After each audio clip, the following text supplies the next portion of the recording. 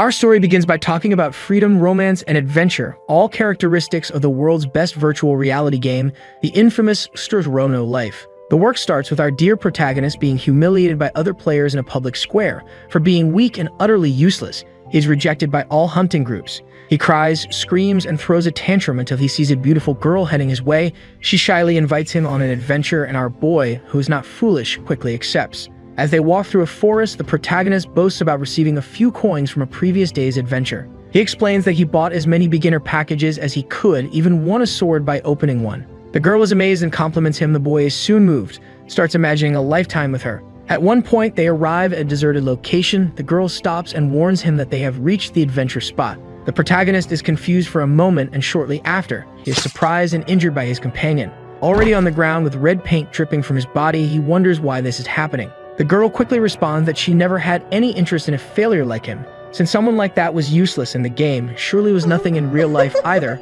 couldn't even talk to her if they were out of the game. And at the peak of her wickedness, she says that his parents must be beggars. It's at this moment that the boy becomes furious, and then when he tries to react, he is split in half in the blink of an eye. The system warns that the conditions have been met. The transition to the hidden class has begun. Surrounded by a mysterious energy, the girl transforms. She gains wings like an angel and takes on an appearance similar to a cosmic being. Her new class is called Goddess of Life, a category reached when one manages to eliminate 1,000 players. It was at that moment, just before dying, that the protagonist understood the essence of the game. Here what matters is the law of the jungle. The boy resurrects in the safe area after losing a lot of experience. With a downcast face, he recalls all the difficulties he went through. With great determination, he pulls out his big extras hammer and uses it to try to reinforce his knight's sword, but unfortunately fails to improve his weapon, and it breaks. In another desperate attempt, the protagonist tries to upgrade his gloves, and then something surprising happens. He fails again. When all his equipment fails to be upgraded, he loses everything. However, he gains a stick, a basic weapon for beginners. The protagonist is confused because the one who gave him the overpowered stick was a bald man, who seems to be nice. And once again, the boy tries to reinforce his weapon, but this time it works. He continuously improves it, believing that sooner or later the stick would break, because the higher the weapon level, the substantially higher the risk of failure. After a long time reinforcing the item, he reaches the incredible mark of the supreme stick of level plus 99. The boy doesn't understand the sense of this because after upgrading the same weapon 10 times, the success rate is 5%. When the boy finished evolving his weapon, he accidentally tests it by dropping it on the ground, and then the continent is split in two with just one stroke. What happened here? On this day, a new Guinness record was set within the history of games as the boy eliminated 800,000 players in a single moment. Now, yes, our protagonist was inspired to play. It's time to show who the main character of the work is. Then we are presented with the story of the boy. In reality, outside the game, he's just a normal person. With a common appearance and height, doesn't stand out in studies or sports. Explaining his life in game terms, he's around bronze 4. But now it's different because he's the protagonist. During a leisurely stroll, our blessed stick boy finds everything he wanted most, a guinea pig to test his special weapon on. He bumps into a beefy bald guy who quickly pulls him aside for a private chat. The protagonist gives the watermelon head a basic humiliation and then lightly taps his face with the stick, just to make him feel the pressure, and the guy simply evaporates. Our protagonist is already feeling confident, but unfortunately, the happiness of the poor lasts little. Because his stick is losing durability, he becomes worried. It turns out that the weapon needs repairing because it will break after a few hits. In summary, the weapon's usage limit is 5 times. He had used the weapon twice. With just 3 more hits, the boy already starts dreaming, saying he will get revenge on all who belittled him and especially the girl who betrayed him. Suddenly, we are taken to a different scenario where the ground is filled with skulls. The name of this place is the Valley of the Dead. It is where the 2-headed dragon called Urus resides, the strongest boss in the game, that is, before our boy awakens the hack. The dragon blabbers on, but soon the boy grows tired of listening and attacks. The monster loses a head and becomes perplexed. The cold and calculating protagonist comments that he's only interested in grabbing the game's strongest reward after defeating him. Urus begins to tremble, even asks the boy to wait, but he's not there to talk and delivers another blow that further injures the dragon. Then our boy starts complaining about the weapon's resistance, especially since he only had 1 more attack. After this, the durability of the weapon would run out and the legendary stick would unfortunately break. Hearing this, Urus proposes a contract. The dragon's proposal is to transform the protagonist's stick into an ego sword. Basically, he will infuse his own soul into the weapon, which will give our boy's sword its own ego and evolve it into an ego sword. This results in infinite durability of the weapon and short, more hack. The dragon also says that the ego sword is the strongest in Chrono Life. The protagonist starts to find it amusing, says he had already given up on revenge. But it seems like the heavens want this revenge to happen. Very well, he accepts the contract happily. A magic circle forms and Eurus' body disappears. Some system messages appear notifying that the level 99 plus stick is now an ego-ranked weapon and has infinite durability. Once again, our boy reaffirms that he will have his revenge. Back in the central square of Chrono Life, we see there's an SSS rank reward for the head of the protagonist with the strongest stick in that world. They say he killed over 800,000 people in a single day, which is the largest known death streak. It's also declared that these wanted posters have been distributed across 12 kingdoms and 3 continents around the world. The value of the protagonist's head is nothing less than 10 billion gold. Moments later, some knights appear marching. They are the royal guards. Leading the march was the master of the sacred guild called Suntri, who particularly is a quite beautiful girl, but perhaps she stands no chance against the supreme stick. Knights from another guild appear, cloaked in scarlet with a white cross, the 10 strongest elite knights known as the Lineage of the Cross. The guild's general is named Suo. To add some variety, the author included a sorceress, the strongest of the royal family and also master of the holy guild called Abracadabra. The last leaders finally appear, the chief of the thieves guild named Han and the king of the castle Arden, leader of the justice guild, Eye of the Falcon. These are the 5 largest guilds, all gathered in one place. This is the first alliance made between the top 5 guilds in the world. The king of Castle Arden, as the head of the union, declares war against the hideous player killer, or rather, war against the protagonist with the blessed stick. The story continues with the boy having a fit of laughter. Increasing the durability of his equipment has given him greater self-esteem. Now he just has to wait for the wafers to come. Suddenly, a head pops out of his stick, and guess who it is? Yes, Eurus, our dear crybaby, the one who trembled against the righty fishing rod bearer. Of course, the protagonist, curious as he is, asks whose head that is because it can't be his, right? Eurus immediately identifies himself. The protagonist notices that the monster's size has considerably decreased, making him more like a pet than a dragon. The burning question is, where did Eurus' second head go, the 2-headed dragon? Well, not even he knows. Suddenly, a pamphlet falls in front of the protagonist, who picks it up and finds his face printed on it. The dwarf dragon quickly gets excited, saying he's wanted for eliminating 800,000 players at once. Not an achievement for just anyone, plus the lad is worth 10 billion gold, meaning that's real money, right? That's a lot. While the protagonist wonders how an eye can use words like money, it should be impossible to have knowledge of real-world related words. Eurus responds that since he's practically dead, that doesn't matter much. The dragon wonders what they're going to do since with such a high reward, several people will go after the boy's life. So the dwarf dragon suggests eradicating all humans right away. But that wouldn't work out very well because the boy is human. But he's not scared at all. In fact, he's quite excited because he's become a celebrity. Now that things have turned out this way, the protagonist thinks he'll have to hide his powers because otherwise people will think he's weak. While walking, he's suddenly hit by an arrow. The supreme commander of the Union of the 5 Great Guilds, the king of Castle Arden, was nearby with his knights. The boy finds himself surrounded with several soldiers behind him. While he was still down, they ordered him to be arrested. But you know the saying, soft water, hard stone, the stick hits until it pierces. So our boy gets up and everyone starts attacking him all at once. The boy says he's changed his mind about getting revenge now and he just wants to live peacefully. But before that, of course, he has to annihilate everyone there. In just an instant, the capital of the first kingdom is completely destroyed. Then the boy heads towards the king of Castle Arden. Meanwhile, the castle king calls all the members of the Union. A massive teleportation occurs, summoning all the protagonist's enemies to fight against him. They all try to attack it once again, but after a few blows, the enemy's advantage decreases considerably. Even Eurus, the great boss of that game, is impressed by such power. He admits that no matter how strong the boss is, you can't deal with thousands of people at the same time, and the Union Guild shouldn't be a weak opponent. A group of rankings scattered all over the world together to defeat a common enemy. Perhaps Eurus wouldn't be able to deal with it even if he mobilized his entire army. But in fact, the dwarf dragon misinterpreted everything. The protagonist wasn't trapped with the Union, they were the ones trapped with the protagonist. Then the strongest sorceress in the royal family decides to act. She cast a magical enchantment called Ancient Magical Disintegration of Destruction. As a giant attack descends from the sky, our boy can only praise the beautiful name of this magic. He thinks his blows should also have a name. With just one attack, that magic easily breaks. And before the sorcerers could do anything, he attacks again. On this day, a legend was born. The World Union Guild was completely defeated. The king of Castle Arden was probably the only survivor. The protagonist approaches him and says he didn't kill him on purpose. It was difficult to control the force of the blow because of him. Then the king of Castle Arden asks why he was spared. The young man replies it's obvious, saying it was because earlier he had shot an arrow at him. With the figurative fishing rod, our boy just gave the Union leader a slap on the face.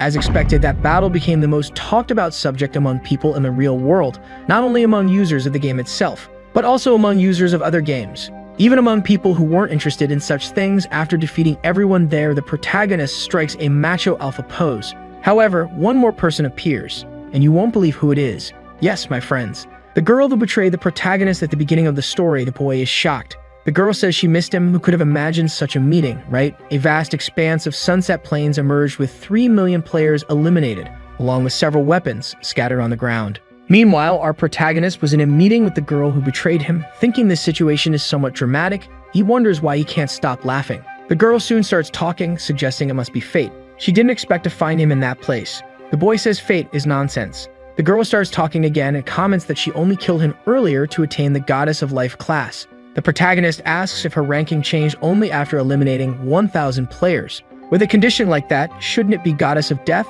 The boy starts attacking shortly after, saying that as he had already heard her funny story, it was time for them to fight. The girl asks if he isn't too hasty. She wanted to talk a little more.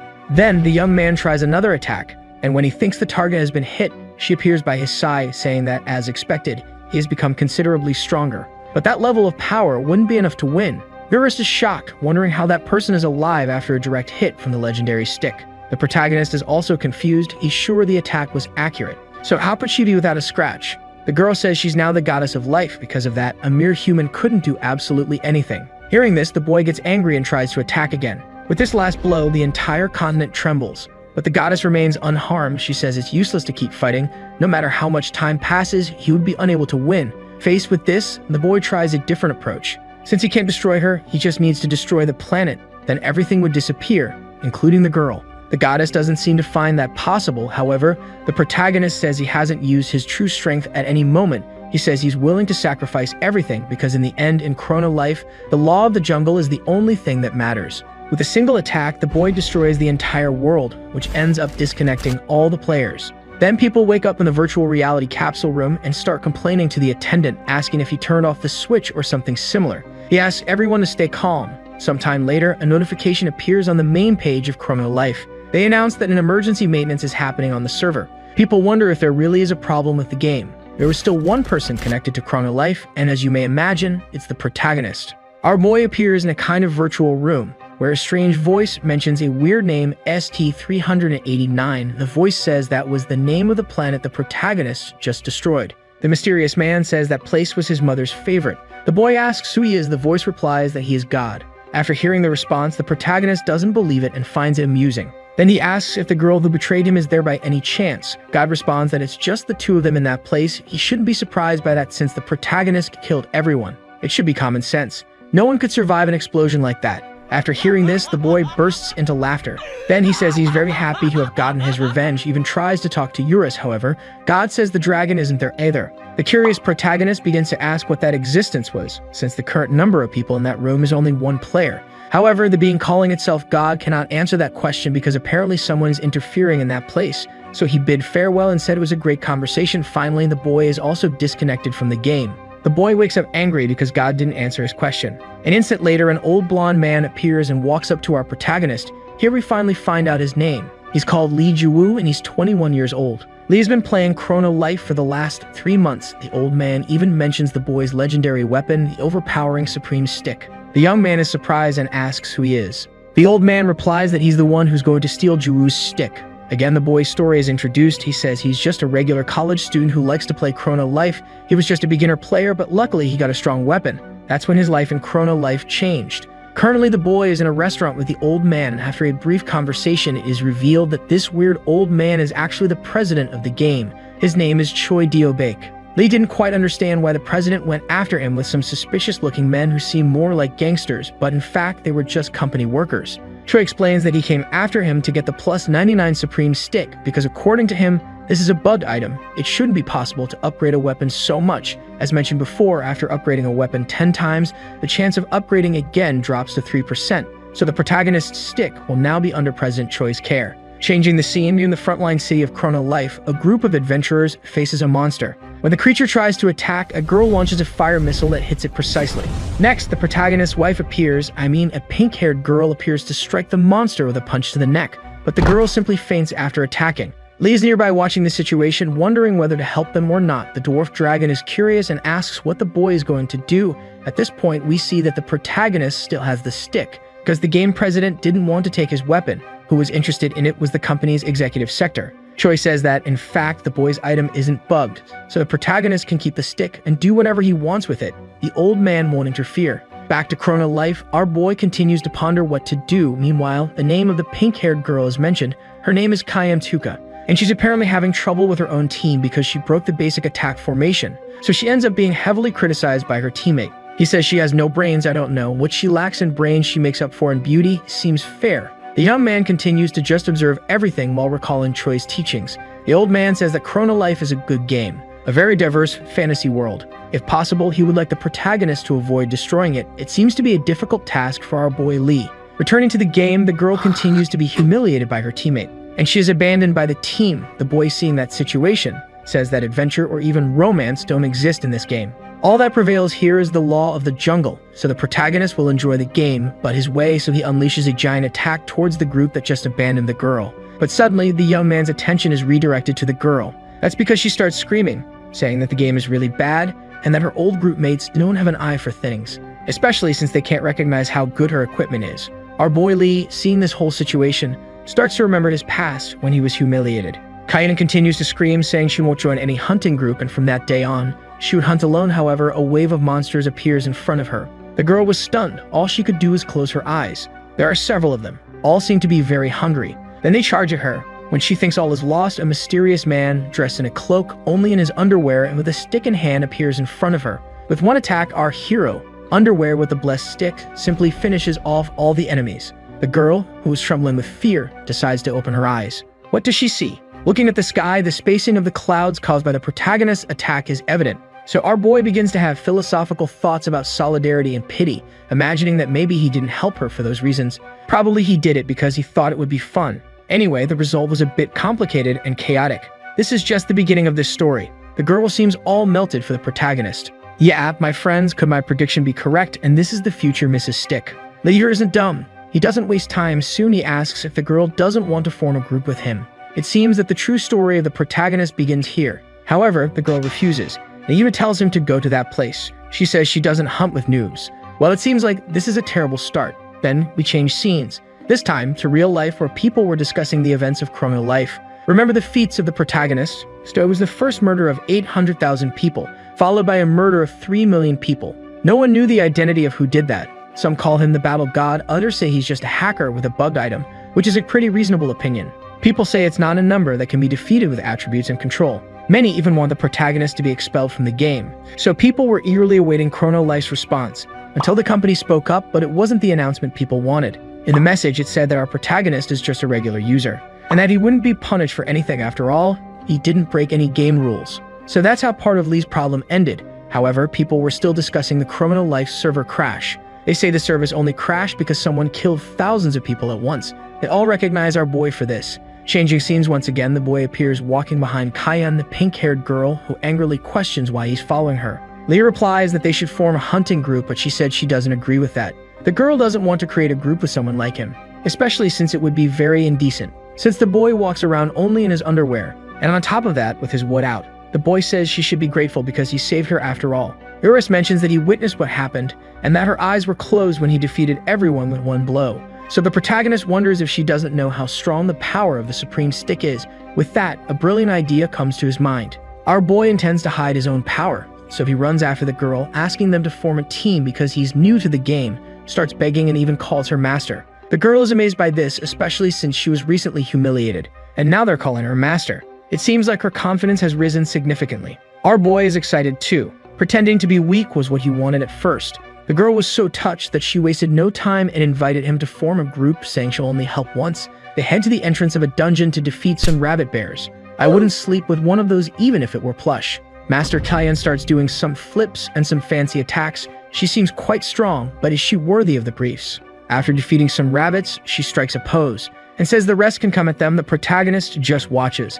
No matter if the monster's level is low, it'll be dangerous if she gets surrounded by them. Urus says he doesn't need to worry because his master has excellent gear. The dwarf dragon says her weapon alone costs 10 million gold. The protagonist was impressed because that's equivalent to 10 million won in real life. Urus continues saying that all her equipment is superb, and that altogether it must be worth 100 million gold. The protagonist wonders why she has such equipment when her level is low. Eurus replies that it's obvious Kyan definitely bought that equipment using some real-life monetary resource. The boy is shocked by this. It doesn't make sense to spend so much money on a game like that. The girl then approaches the protagonist, asking why he's standing still while she's doing everything alone. Indignant, she tells her underwear-clad pupil to beat the monsters. As the master speaks, a rabbit bear appears behind her to grab a bite, but unlucky for him, Super Briefs guy was nearby. The girl quickly turns around and asks why he's swinging at nothing. The young man puts his convictions to the test since it's very difficult to hide so much power. The girl receives a message and says she has to leave for a while. The protagonist is indignant that she's leaving. A moment later, the doubt resurfaces about how the girl has so much money to spend on games. The dwarf dragon theorizes that maybe she was born into a wealthy family. In the real world, we see Kyan waking up after disconnecting, promptly getting up and putting on her glasses. The work focuses on her so we can admire her beauty up close. Kyan begins to remember the moments she spent with the protagonist and smiles. The girl enjoys this moment until someone opens the door. It's a woman who seems quite irritated. She asks if Kyan forgot about work. The girl replies that she already logged out of the game. But the argument continues and the woman says she's addicted to games. Then she asks the girl to hurry up and sit down. The woman asks if she was playing Chrono Life with glasses. She says it's to take the glasses off when using the helmet so as not to leave marks on the nose. And after being reprimanded, the girl argues defensively, saying she gets anxiety attacks if she doesn't wear glasses. The nose mark wouldn't be a problem because her sister is a good makeup artist. It seems that this woman is actually her sister. After this situation, the girl goes to do her makeup. She lets down her hair and prepares to literally put on a show. In the real world, the girl is a K-pop singer. It's said that she's an extremely popular idol. Apparently, her real name is Han Sarang, the best singer and songwriter of the moment, being at the top for 13 consecutive weeks in terms of audience. Only Your Love, Your First Love, her hobby that the public doesn't know about are online games. Changing the scene, we return to the game where the Briefs guy starts practicing a bit to shake off the rust from his bones, or rather to turn the monsters into dust. His goal is to train his strength control to effectively hide his power. Suddenly, we're shown the being calling himself God watching the protagonist's training. He says it's an interesting workout and even mentions his mother. Who could this crazy person's mother be? Han Sarang is 18 years old. She's a high school student and entered the music industry at a very young age. Previously, she was unpopular for a while. However, she stabilized herself as the best singer of the moment. We can see Han in an interview. The interviewer asks how she manages to write such moving poetry like her first song, The Little Mermaid's Story. The girl says it's a product of her imagination since she likes to read poetry and fairy tales. Based on this, the interviewer asks if that's what inspired the name of her first song. Han is embarrassed, saying it's a pretty childish hobby. That was enough to make the entire audience blush. Even the interviewer couldn't resist. We find out through her sister that Han's inspiration is actually her hobby of playing video games and not reading poetry or fairy tales. This is the truth that the public doesn't know. Continuing with the interview, it is said that Kyan is an actress and played the role of a rude girl. The girl quickly affirms that this role does not reflect her personality. She says she has never cursed even once since she was born. But the Kukwina knows very well that this is not quite true. Then we are taken back to the game where Han and the boy meet. They greet each other very friendly. After being kicked and punched, the protagonist is advised by the dragon to get rid of the girl for being a rude person. The boy doesn't react to insults or punches. He wanted to continue pretending to be weak, so he ends up obeying all the orders of his new master. After being completely humiliated, Kukwina realizes that his goal has been achieved. He is officially a failure again. The girl asks if her student has been training a lot while she was away, and the boy replies that the training required a lot of patience. Controlling the force is not easy at all. At this moment, it becomes clear that it will be a very long journey. Kyan remembers that she doesn't even know the boy's name. He even tries to answer, but why know his name if she can simply call him Kukwina? The two remain chatting in a relaxed way, to the point of not noticing that there are people following them. Apparently, the pursuers are after Kyan to take revenge. A member of the group asks what they will do now that they have located the girl. The leader orders to call all the guild members to the dungeon. Probably what they want is to set up an ambush. The protagonist and his master meet a wild rabbit bear. But this time, Kyan tells our boy Lee to take care of the situation. Trembling with fear and with a face of pure enthusiasm, he approaches the obstacle, draws his legendary stick, and delivers a single touch to the monster's fur. The fellow rabbit bear just grazed the tip of the stick, but the pressure was so great that it started spitting strawberry juice from its mouth. The boy is happy to have been able to control a little of the force. The master feels proud of him for defeating the rabbit in a single blow. But this happiness doesn't last long because an enemy surprise attack appears. The protagonist girl pulls him back and deflects the sword that was coming towards them. Look at the flexibility of the girl. The attack rebounds on the one who launched it and injures the enemy a bit. With a smile on his face, he announces his arrival to give his greetings. The girl asks who that man is, and suddenly the whole gang appears. It is revealed that this man is a guild leader of Hallis and Mr. Kim. The girl is surprised. The old man orders his accomplices to attack. Kyan tells our protagonist to leave because it's dangerous. She assumes a battle position and already knocks the first one down with a kick. Using his head as a trampoline, the girl jumps and activates what seems to be a special ability, Dragon Kick. The protagonist is always a faithful spectator, wondering why all this is happening. Meanwhile, our master defeats some extras, but they were just a distraction. A short-haired elf joins the battlefield and activates a theft ability that takes some equipment from our master. The boy is impressed by this. Eurus says that the power to steal equipment belongs to the thief class, but it shouldn't be so strong. The boy Lee becomes unconcerned for a moment until he remembers that if the elf has the ability to steal, she could take his staff. So the boy starts running in fear. Who would have thought, right? The enemies spot the protagonist running. The old man seems uninterested. For him, it's evident that it's just a poor beginner, but the elf is somewhat sadistic. She claims that stealing from those who have nothing is more enjoyable. Thus, the chase begins for the boy. She simply couldn't contain herself, desiring to take our boy Lee's legendary staff. The little guy panics, facing danger. He tries to react by attacking before being robbed. But it was too late because his wood was already in the hands of the elf.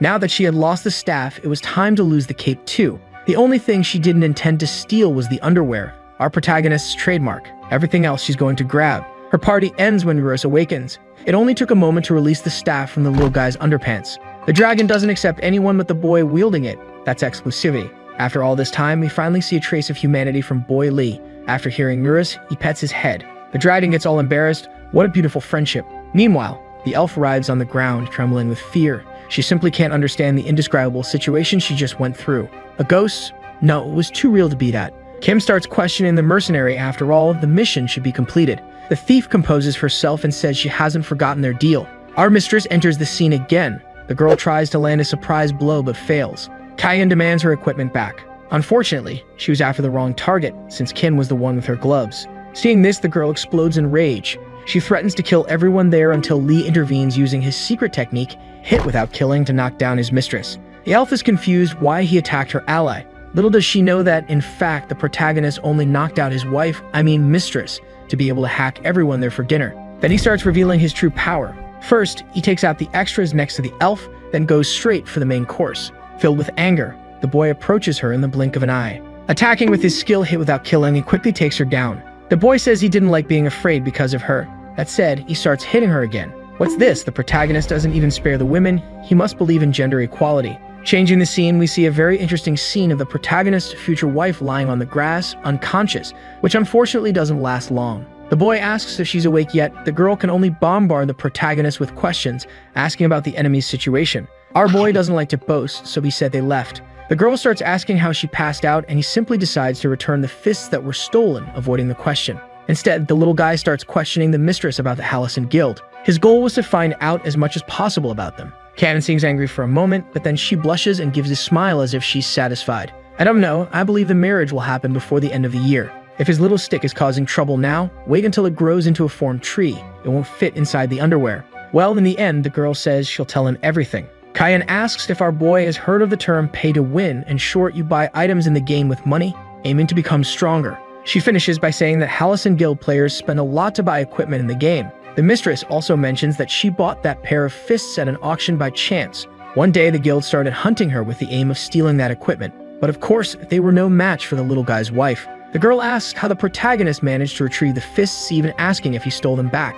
The little guy says they just left the item there, maybe they forgot. Kyan is in doubt but accepts it. She says that Mr. Kim is a complete lunatic and will probably try to steal again. The protagonist finds it strange. Why do they want such equipment so badly? The girl calmly replies that it's because that fist is worth 10 million gold. But the protagonist points out that those old folks spend billions in the game. Such obsession with an item worth 10 million doesn't make sense. Surely it's not just that. Now in the guild hideout, we're shown Mr. Kim on his knees before a mysterious man, begging for another chance to complete the mission. The man says he's useless, and there's no time to waste. It's better to pass this mission to the 4 celestial kings. Then 3 more men enter the room. They discuss Kim's failure. The king with an elfish appearance even says he should have been expelled. Another man wearing a blue cloak says that hiring any mercenary for such a mission was a terrible strategy. Then the king with fox ears speaks up. He informs that he'll be in charge of retrieving the mistress's fist within the next 12 hours. Finally, we're introduced to the king of mules, who seems to be at the top of this hierarchy. The leader orders them to show what they're capable of. A moment later, they notice a boy standing in the middle of the room.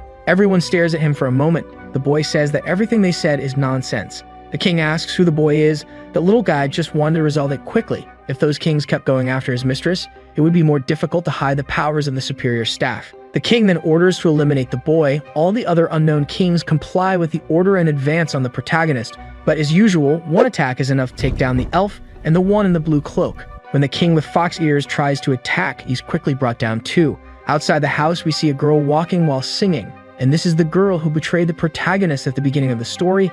Is she immortal by any chance? As beautiful as she may be on the outside, she's ugly on the inside. Not that it's much of a problem, I mean it's better not to get involved with people like that. Continuing the fight, the king orders all guild members to attack at once. The protagonist calmly says that if they want to win, they'll need at least 3 million people. Our boy easily defeats all the enemies there. The king is impressed by this. Kim warns the mule leader that he needs to escape, or he'll be the next target. But the supposed king didn't seem very happy with it all. He simply can't understand all the members had good items and yet they were defeated. Even the 5 major guilds couldn't underestimate them. That's when the Mule King starts using his brain. Could this boy possibly be the legend himself, the little guy with the staff? Now, a bit of the enemy boss's history. His real name is Mr. Wang. He started playing games as a child, and they weren't as sophisticated as they are today. It was also harder to level up. Still, Wang really enjoyed playing, so much so that he became addicted to it. As he got older and had more responsibilities, he stopped playing.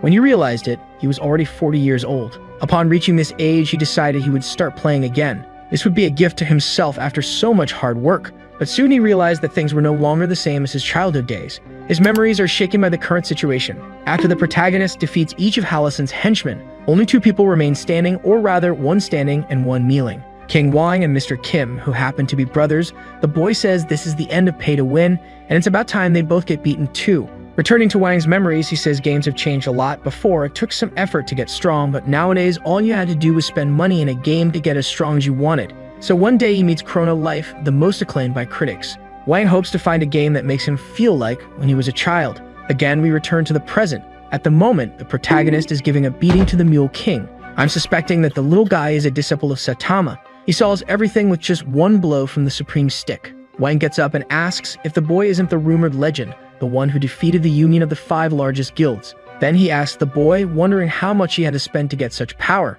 Our little guy responds that he doesn't know what the Mule King is talking about, but yes, he admits he spent some money on the game. The king thinks the boy spent tens of billions, when in fact, the protagonist says he only bought a beginner's package totaling 55,000 won. With this answer, Wang seems to have revived the feeling of his childhood and starts laughing. He says Chrono Life is a fun game. The girl who betrayed the protagonist appears behind him and agrees, saying it's a divine game. Extending her greetings to the Hallison Guild, the girl says it's been a while since they've seen each other and asks if everything is ready. The Mule King says preparations were going well, but that he wants nothing more to do with her. Now that he's broken the cooperation agreement, the girl decides to eliminate him and the party altogether, just like she did with the protagonist. Kim is devastated by his brother's death. The girl wonders if she should have asked why Wang broke the agreement, but as she was in a bad mood, shortly after it's Kim's turn to be killed. Then the girl resumes the appearance of the goddess of life. I must admit she's beautiful, too bad she's a traitor. She had so much potential to be the protagonist's wife. In fact, before the chapter ends, the girl mentions the captain of love,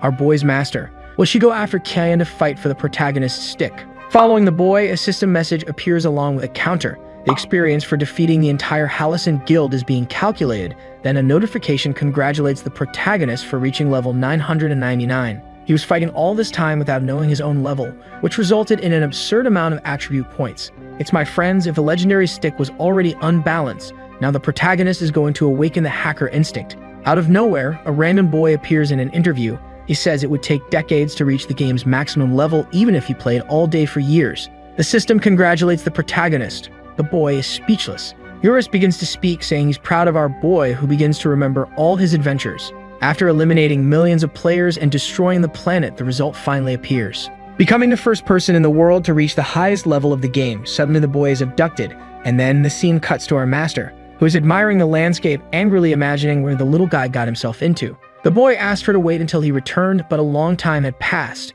Then she remembers that Lee was nice to her before, so she decides to wait a little longer. Returning to the protagonist's abduction, he finds himself in an unknown location. A strange being appears and welcomes the little guy, saying he is an extraordinary person. That being introduces himself as the guide of transcendence. The little blue one continues, saying he respects the boy for reaching the highest level of the game as a novice class. Eurus doesn't believe it. The protagonist explains that he never changed classes, but since the conditions were met, the boy's class change begins. The wand's soul enters the boy's body. Now he belongs to the secret class Novice Master. The class privilege triples the protagonist's attribute points. The dwarf dragon begins to explain how ridiculous that is, although the little underwear guy doesn't seem very impressed. He starts allocating all the points to just one stat. The dragon thinks it's a waste, but the young man says it's not a problem. After that, Eurus is sure the boy is crazy. At the Chrono Life Company, a man informs Choi that a user has completed the game, so they walk to a room where they watch the progress of the boy with the legendary staff. The old man asks, why is he there? The employee informs that the problem isn't the boy's level, but the allocation of points into a single stat. Curious, Choi asks which stat he's leveling up, and when answered, he starts laughing. That boy is really enjoying the game. The company employee comments on how useless that stat was. Choi emphasizes that the company can't get involved in the player's choices and heads towards the exit of the room, saying he can't believe what the protagonist has done, and even adds that the worst and strongest character has just been created. Returning to the little underwear guy having to choose among some divine weapons that the guide wields, the protagonist says they're all cool, but he's already decided he wants all the weapons. The Smurf refuses.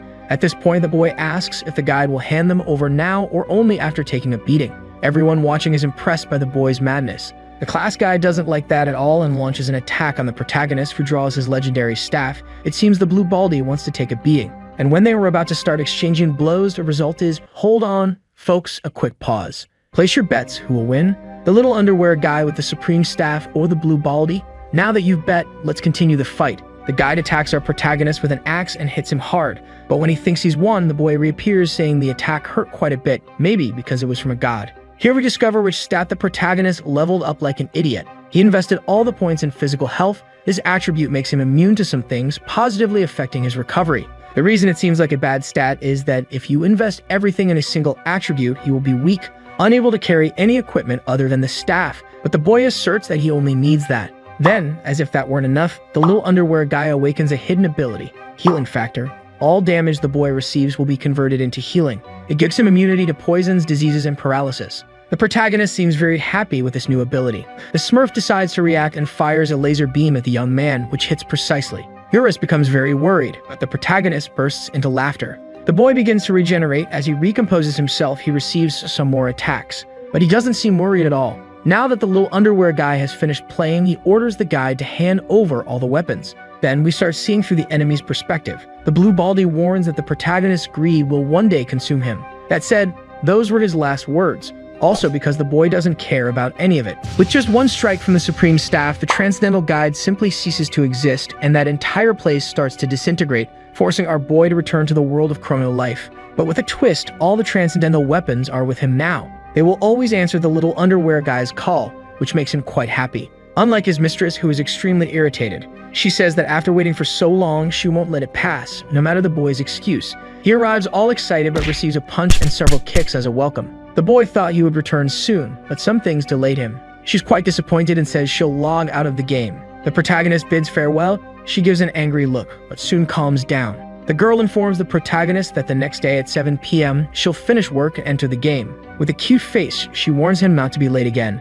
After this situation, even the dwarf dragon caught the dating vibe. The boy also decides to leave the game because it's past midnight. Our boy wakes up in the real world feeling tired. On his way home, Lee passes by a restaurant, and as he was hungry, he considers going there, but he realizes he's broke. Tired of being poor, the boy thinks of something to make some extra income, maybe taking more shifts at his job, until a good idea pops into his head. Remembering that his master bought some expensive equipment with real money, he realizes he can sell in-game items. So the protagonist starts running with great enthusiasm. The world's #1 game, Chrono Life. All players recognize that there's a forbidden place in the game, the intersection between life and death, the Tomb of Mortals. It's the only adventure that no player has been able to complete. For an unknown reason, the place where Chrono Life's strongest boss resides was hidden, the Valley of the Dead. After this introduction, we see that the protagonist is at Eurus' house. Lee, with a mercenary look, says he's under the care of the dwarf dragon. The boy became so obsessed with revenge that he forgot to pick up items from the Valley of Death. Then several monsters begin to appear.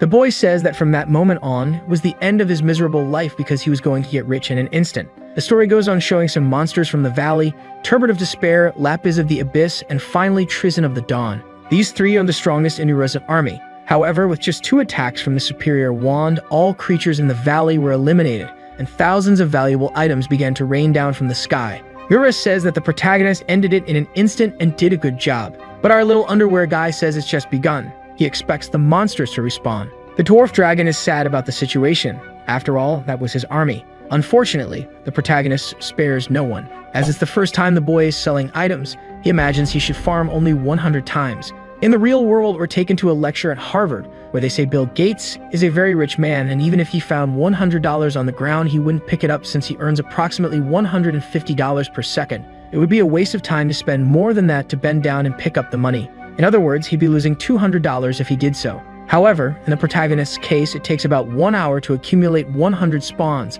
which in total generates the sum of approximately 15 billion golden items. According to the lecture, Bill Gates earns 500 million won per hour. The protagonist has exceeded the income rate of the richest man in the world. Back in the real world, we see the boy leaving the Gucci store. We also see him in a Lamborghini, people looking impressed, including lots of girls. It seems the boy has not only beaten the game, but also real life. For fun, he deliberately crashes into a truck just to switch cars. After that, there's a change of scenery. The old Choi is receiving a report from an employee. The employee says that recently items worth approximately 15 billion won have been released on the market, and because of this, the game's progression has increased by approximately 2 years. The employee wonders if he should flee. Choi says he can hear his thoughts, then he questions if there's any way to block transactions so that items aren't sold. But unfortunately, this is impossible. Faced with this, the president calls the protagonist. The boy says he's busy spending money, flaunting so much that he even asks the old man if he'd love a gift. The president isn't very happy about it and starts cursing the boy, who simply hangs up.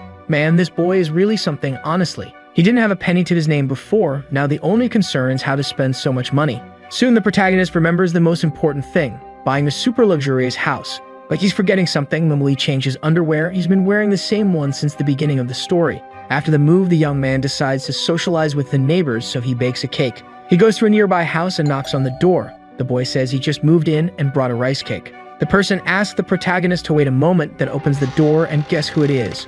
Our dear master, who even appears to be in a school uniform. The two stare at each other for a while. Suddenly, the scene cuts and we're taken back to Chrono Life. In the Valley of the Dead, a figure resembling a demon appears. Several monsters try to attack this demon. The figure says they're a bunch of idiots. They can't even recognize their own master. After absorbing all the monsters there, the demon's identity is revealed. He is Eurus's lost head, the sole purpose of eliminating all humans. His name is Weakling. We interchange of scenery. The idol of the music industry, Han Sarang, whose code name is Love in Chrono Life. She meets Lee for the first time in real life. Compared to the game, she's considerably kinder. The girl thanks him and says she'll eat everything. The protagonist doesn't recognize her as the master, but as Han Sarang, the famous singer. Apparently, it must be impossible for them to recognize each other, also because they're quite different in the game and in real life. The girl enters the house and meets her sister. For a moment, Han feels like she's seen her new neighbor before, but she doesn't recognize him. A boy like that is unforgettable. When she sees him, she'll recognize him right away. The sister advises that Han should change because she was still in her school uniform and the filming would start soon.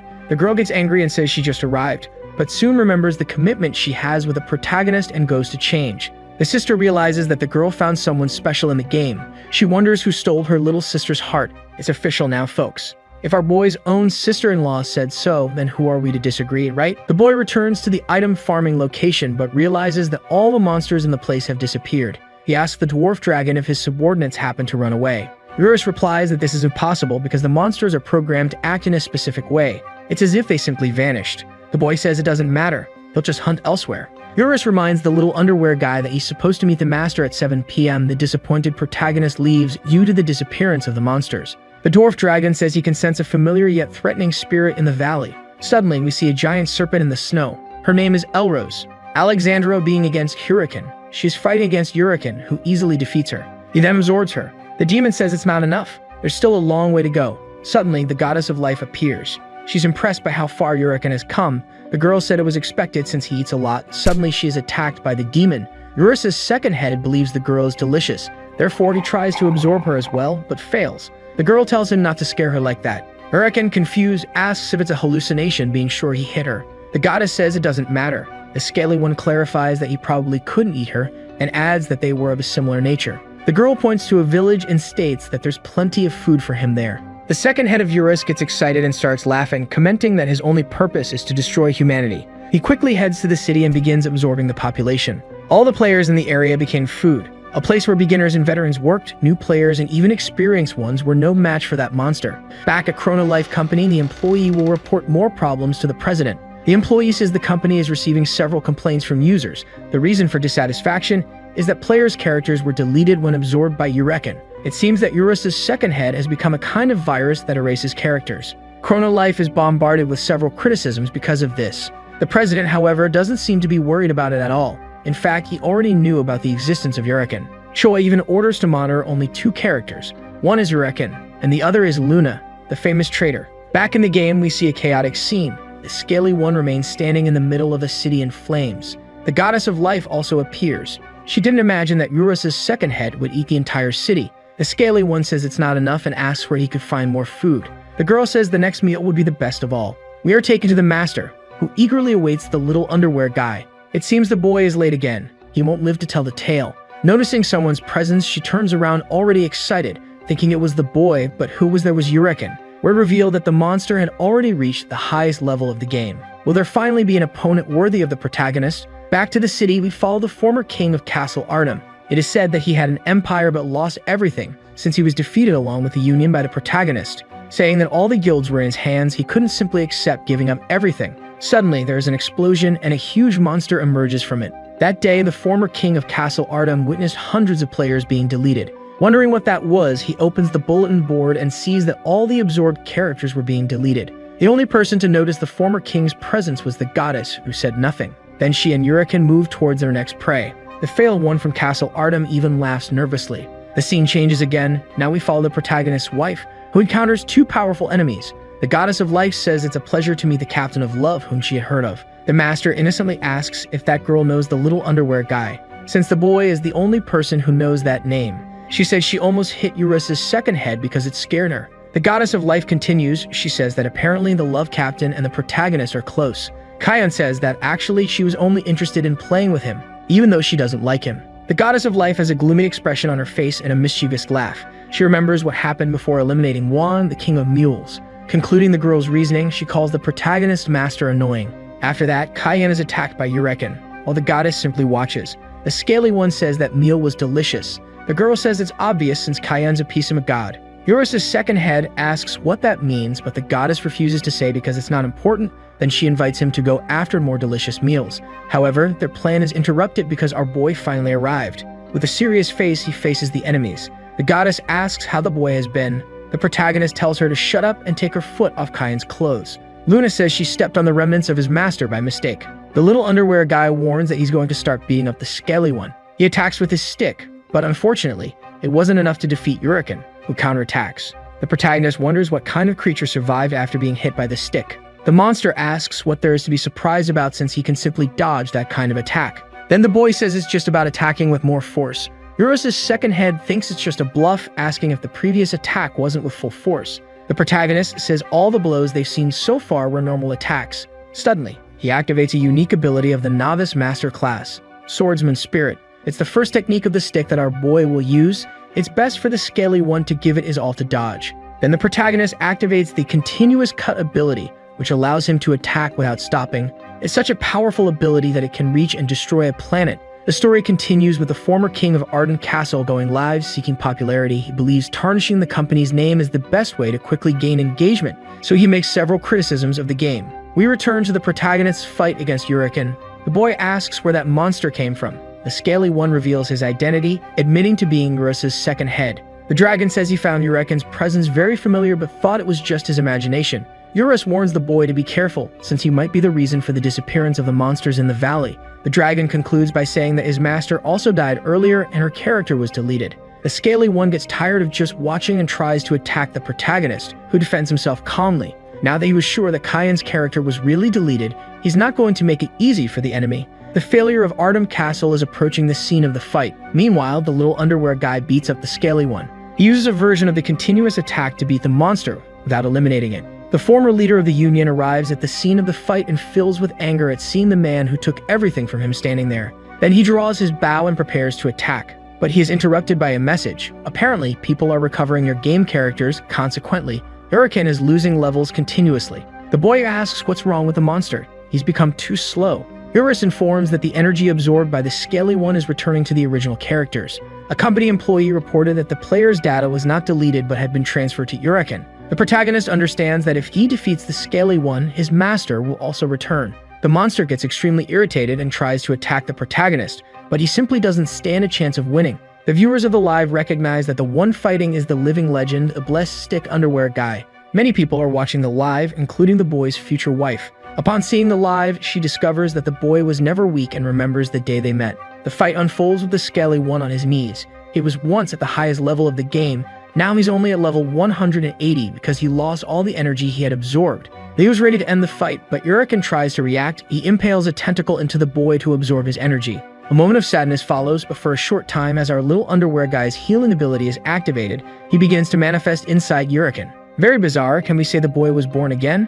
Eurus asks if that manifestation is from the protagonist, and he answers yes. The boy comes face to face with a monster that devoured thousands of players. In the end, he ends up absorbing Urakin himself and returning to his original form thanks to the healing factor. With that, a new ability awakens called Gluttony, which allows him to absorb the level and status of any target by eating it. The goddess of life asks if the fight is over. It wasn't what she expected, but it was fun after all. Since the girl called herself Urakin's mother, the protagonist says he ended up killing her son, but the girl says that, in fact, she wasn't really the Scaly One's mother and points out that they are both the same age. Lee asks her how she knows his age, but she doesn't respond. The girl opens a rift and bids farewell to our boy. The president orders the team to solve this quickly by creating a reward event and also to continue monitoring Luna. The boy returns to the beginner's village being received as a hero. Striking a pose, he wonders if someone revealed his strength. Everyone recognizes the little underwear guy as someone good. Even a random elf tries to insult him but fails. The boy feels a little uncomfortable with so much attention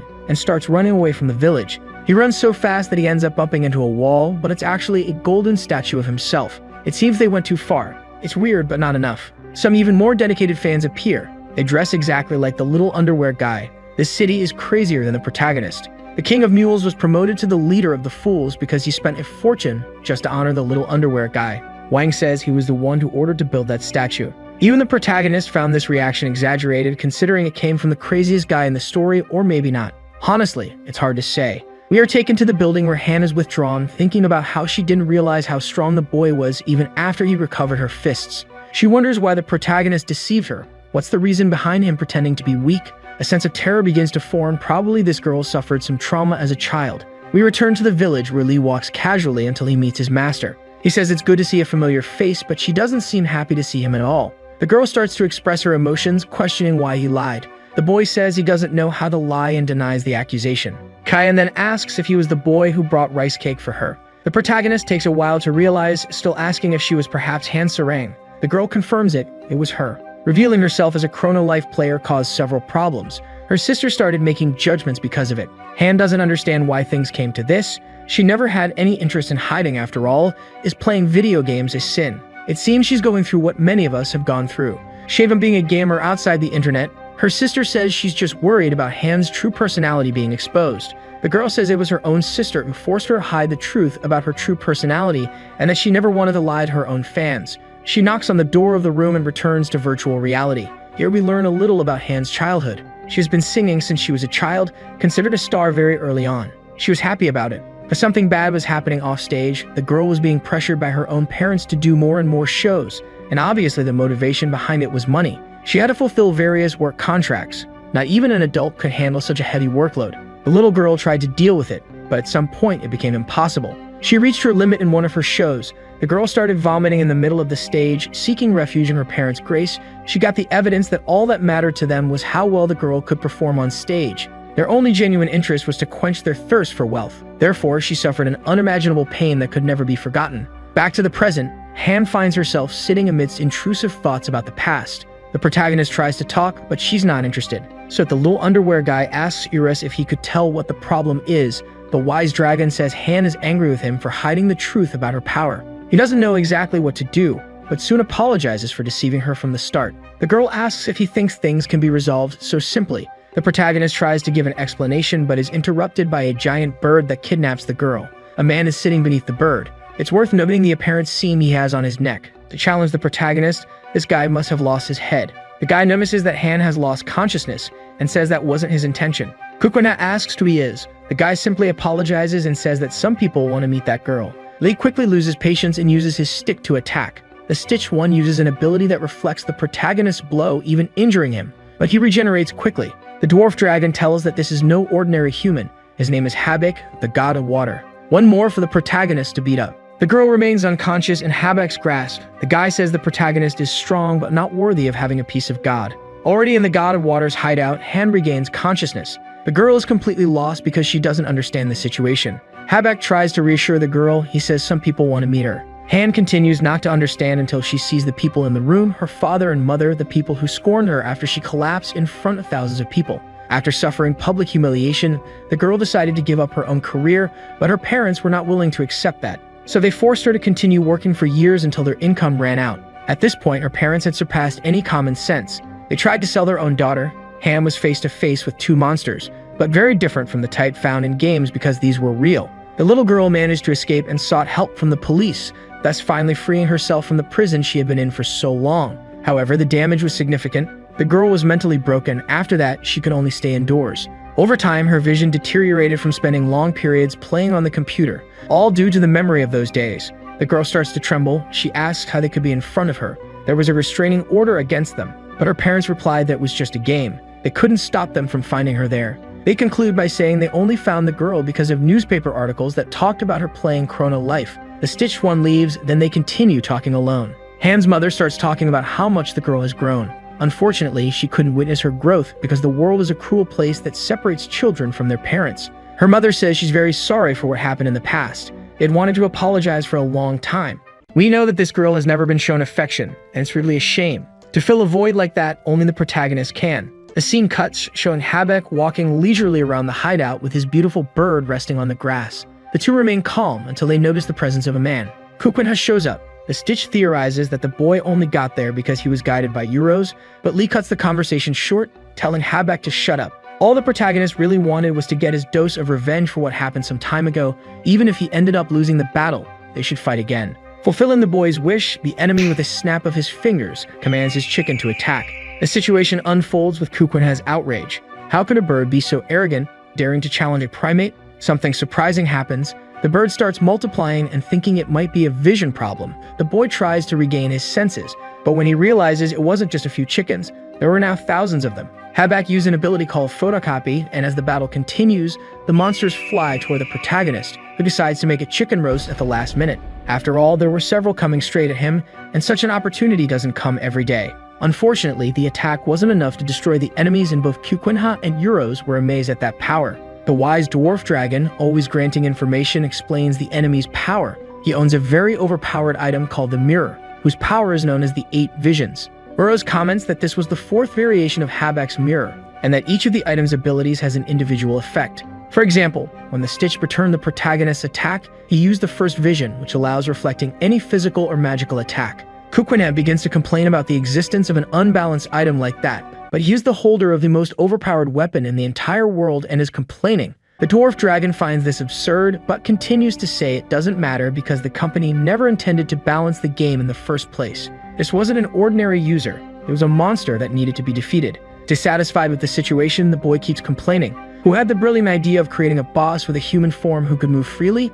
Unexpectedly, a surprise attack is launched and the boy is hit from behind. In a brief moment, the chickens prepare fireballs and launch them toward Kukwinha. It seems the tables have turned. Before it was Lee who wanted to cook something, but now he would be roasted and devoured. At least that seemed to be the enemy's expectation, but the boy remains alive amid the flames. Saying he got a scare, Lee activates his talent called Continuous Slash, which quickly defeats all the birds. But Habak says it doesn't matter how many times they are eliminated. He can always make more copies with his ability. Kukwinha asks if that's for real. Maybe he should just destroy the mirror. The Stitch looks with hostility while the protagonist activates his special move once again, which destroys the birds again. Repeating these attacks thousands of times while the enemies reappear through the 4th vision ability. Until Habak notices something strange, the mirror is starting to crack. The boy notices the same and goes straight to the Stitch to taunt him, calling him weak. Habak says that the boy is actually too strong. There was no way to predict such absurd power. The boy was bothered by the enemy's smile. An expression from an adversary reminded him of the girl who betrayed him in the past. Concluding, he demands Habak tell him why he kidnapped Han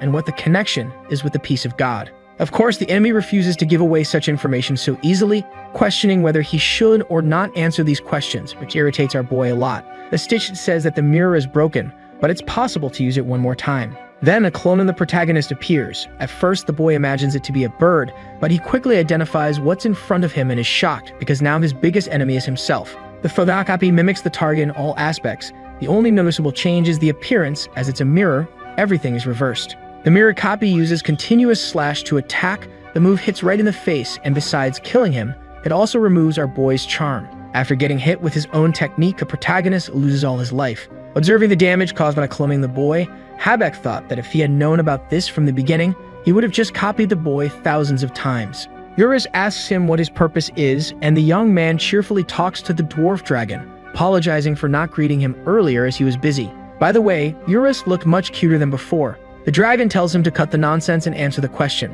What's the intent behind fighting Kukwina? Then Eurus wonders if that person could be involved. The true desire of Habek is revealed when he asks for permission to pinch the dwarf dragon's cheeks at least once. Suddenly, some kind of goo appears between them. What is that? You probably already know it's our dear Kukwina. The man had evaporated just a few minutes ago, but is now reconstructing himself thanks to his absurdly broken regeneration ability. Although this form is a bit strange and scary at first, even the villain is terrified to see the boy in this state. The protagonist focuses on his greatest enemy, the fake Kukwina. Eurus declares that in that condition, the clone seemed more real. The copy tries to attack the boy with a downward strike ability, but it's nullified by the opposing technique, an upward strike. Amid the massive impact, the two clash head-on to see which stick will prevail. As they use their abilities, the destruction caused around them is immense, yet they remain in a frantic exchange of blows, until they both land a strike to each other's head. Habek thinks the fight has ended in mutual destruction, but then their healing factor kicks in. These guys are like ghosts. The Stitch wonders if they can only recover like that. After they recover, the two resume their battle, while Eurus continues to ask questions about Habek's intentions. Responding to the dwarf dragon, he says that Eurus should pay more attention to others. Not even that person can act carelessly against the dwarf dragon, since he is, or was, the most powerful boss in the game. Now the Stitch is the one asking questions. Why suddenly did that person and Eurus, who never cared about anything in this world, suddenly get involved? And most importantly, he asks why the dwarf dragon is accompanying the protagonist. Eurus replies that he should already know the reason. The young man then clarifies that he has no interest in the boy, as goal is the peace of God. The lingering question is whether that divine fragment was Han Sarang herself. Habek tells Eurus not to be stupid. Of course, a human wouldn't be that significant. In fact, she's just the owner of the item. We then return to the hideout where a family gathering or something similar is taking place. Han's mother apologizes once again and asks if the girl can forgive her. Han seems uncomfortable, and a moment later, the girl's mother grabs her by the arm and with a strange smile, asks where the gloves of silence are. It's revealed in the conversation between Eurus and Habek that this item is the peace of God. The items in Chrono Life were divided into categories. First, the weakest items of normal grade. Second, the rare classification. Third, unique equipment. And finally, the Newman rank, which is where the divine fragment belongs. The Stitch concludes by saying that he had heard of the transcendent rank, but had never seen it in person. Eurus recalls having seen several with the protagonist. Ultimately, regardless of strength or rarity, the peace of God is different, even though the transcendent class is also unique, especially for the gods. We're then shown Luna, the girl who betrayed our young protagonist. This girl seems like she'll never die. If she keeps messing around, she'll end up as God Puree. She's shocked that Habek has revealed so much information. What kind of man can't keep quiet? Speaking of which, that god who appeared when the world was destroyed is with Luna. He claims the girl has been collecting various divine fragments for a long time. The goddess mentions that, as she suspected, that man knew about it all this time. The blonde man asks if, for some reason, the girl believed Uriken would be able to absorb the peace of God. Answering the question, she admits that she got a bit nervous, as the outcome was a bit different than expected. The scene shifts back to the battle between the fake Kukwinha and the original boy with a blessed stick. In a deadlock, our boy ends up losing and is quickly struck. Eurus becomes agitated about this. Habek states that even though the two have the same status, there's one decisive and fatal difference: the gap between a user and a bot. Unlike the protagonist, the clone doesn't make any mistakes due to fatigue or anything similar. This is how the outcome of this fight will change. The dragon flies over to Lee while Habek simply watches. We see Lee completely beaten, kneeling on the ground with a fatal wound. Eurus rushes over, shouting the boy's name. The healing factor kicks in, and the protagonist surprisingly shows ecstasy. It seems like he's having a lot of fun. Both the dwarf dragon and Habek are taken aback. Kupenha reveals his true feelings, showing himself to be a full-fledged sadist, remarking that all the battles up to now have been boring because he won every time with just one strike. Eurus assesses the situation and asks if their condition isn't bad enough for the boy to continue playing around. Then Kukwina asks if the dwarf dragon really thinks he's in danger. The clone approaches with an aerial attack, and the young man seems even more excited, declaring that there are two ways to end this fight. Everyone watching the battle is impressed by the protagonist's conclusion. Does he really have a way to win? Once again, we see the two crossing sticks, but unlike before, the impact is reverberating much more. Habak is curious, wondering what method the boy will use. Luna continues her picnic and states that the protagonist is bluffing. She adds that compared to other masters of Chrono Life, the Stitch is on another level. The mirror's ability is strong enough to be considered absolute, it's not a boss meant to be defeated, and she doubts very much that the boy will win. This girl never learns, as if a mirror would be a challenge for the protagonist. The boy's brilliant idea is to end the world like he did last time. This way, Han would return to the starting village, and that clone would consequently disappear. But Kukwina isn't in the mood for that. It's time to try something new. The blonde man and Luna are extremely relieved, and besides them, Cho is also anxious, even biting his nails. The president starts praying that the boy won't end the planet again. At this rate, the old man will die of stress. We return to the cave where Han's mother is holding her by the wrist. The woman says she won't be angry if the girl does her a favor. Habak would give Han's parents a lot of money if they could get the peace of God. The old woman argues that she's not even asking her daughter for money, so Han should give them the item. At least that's something she can do for her parents after all. They brought her into the world. But when the girl says she lost the glove of silence, the item they were looking for, her father steps up and glares at her. The man asks if she hid them somewhere. Crying, the girl says no, she really doesn't know where the glove is. The father, upset with her response, slaps Han, calling her ungrateful and asking if it's a waste of time helping her parents. Not enough, he questions if the girl has forgotten who fed her, changed her diapers, and put her to sleep. The man, even angrier, demands to know where his money is. Meanwhile, our boy continues to fight his clone. Suddenly, a magical circle appears and surrounds them. Eurus wonders if this is a new ability of the Novice Master class. The protagonist activates his talent called Gluttony, and a tentacle comes out of his mouth. The boy attaches his tentacle to the fake Kukwina's neck. Habak is relieved to know that using that ability was the boy's plan because the clone also copied that power. With that said, the clone uses the same attack. The Stitch says that his opponent is a mirror, and you should have understood that first. Completely convinced that the boy's strategy had failed, he lowers his guard, only to be attacked by surprise. The boy's real plan was to attack the main body, which is the one who summoned the clone. Habak realizes what happened at the last second, and the protagonist begins to say goodbye, but it's not over yet. The adversary regenerates and cuts the tentacle. Holding the mirror in his hand, he says he didn't think he would be cornered. The scene switches to a conversation between Luna and the blonde man. It's revealed that the piece of God was absorbed by Weakling, but the Stitch doesn't know this because Luna decided to hide it from him. Back at the battle, Habak decides to flee, as in his current condition, continuing the fight would be a huge disadvantage. The protagonist calls him a coward, and he agrees, so he takes the mirror and offers it as a reward for winning the fight. The reason behind this is that maybe the boy will spare his life. But the boy says that if he simply eliminates the boss, he'll earn a few more items. Habak argues that he needs to be alive for the mirror to work, so it's better to let him go. He then says goodbye and simply disappears. A system message appears congratulating Kukwina for becoming the owner of the mirror. But he doesn't really care about that. His primary goal was to rescue his friend. It seems the protagonist has a heart. We return to the cave where Han continues to be assaulted by her father. It would be better if she just followed the orders given to her instead of being a rebellious girl. With the girl lying on the ground, an idea quickly comes to the man's mind, believing that the gloves of silence aren't worth as much as his daughter's wealth. So from now on, they can just take the money from her. Han can't take it anymore. Her mother continues the conversation, explaining that since it's just a game, a protective order wouldn't work, meaning her daughter can't even try to ask for help. The girl starts trembling and her parents just smile, because from now on, their family will be united forever. So as a last-ditch plea, the girl asks for a hero to free her from this suffering. That's when our beloved Kukwina arrives, asking if by any chance the two are crazy, because she would simply stop playing the game. The parents can't handle the boy's intrusion, and when the man opens his mouth to start spewing nonsense, Kukwina decides to shut him up with a slap to the jaw. The protagonist says he's usually polite to older people, but these two are exceptions. Han's father calls the boy rude. Doesn't he know who they are? They're the girl's parents. Kukwina asks what kind of person threatens and steals money from their own child. Lee gets angry at the couple's behavior, especially for bringing real-life matters into that place that makes the game incredibly dull. Han's mother starts to say something, but at this point, she can't even form a coherent sentence. The protagonist asks why Han remains on the ground after so much humiliation, pointing out that in this world, her level is much higher than theirs.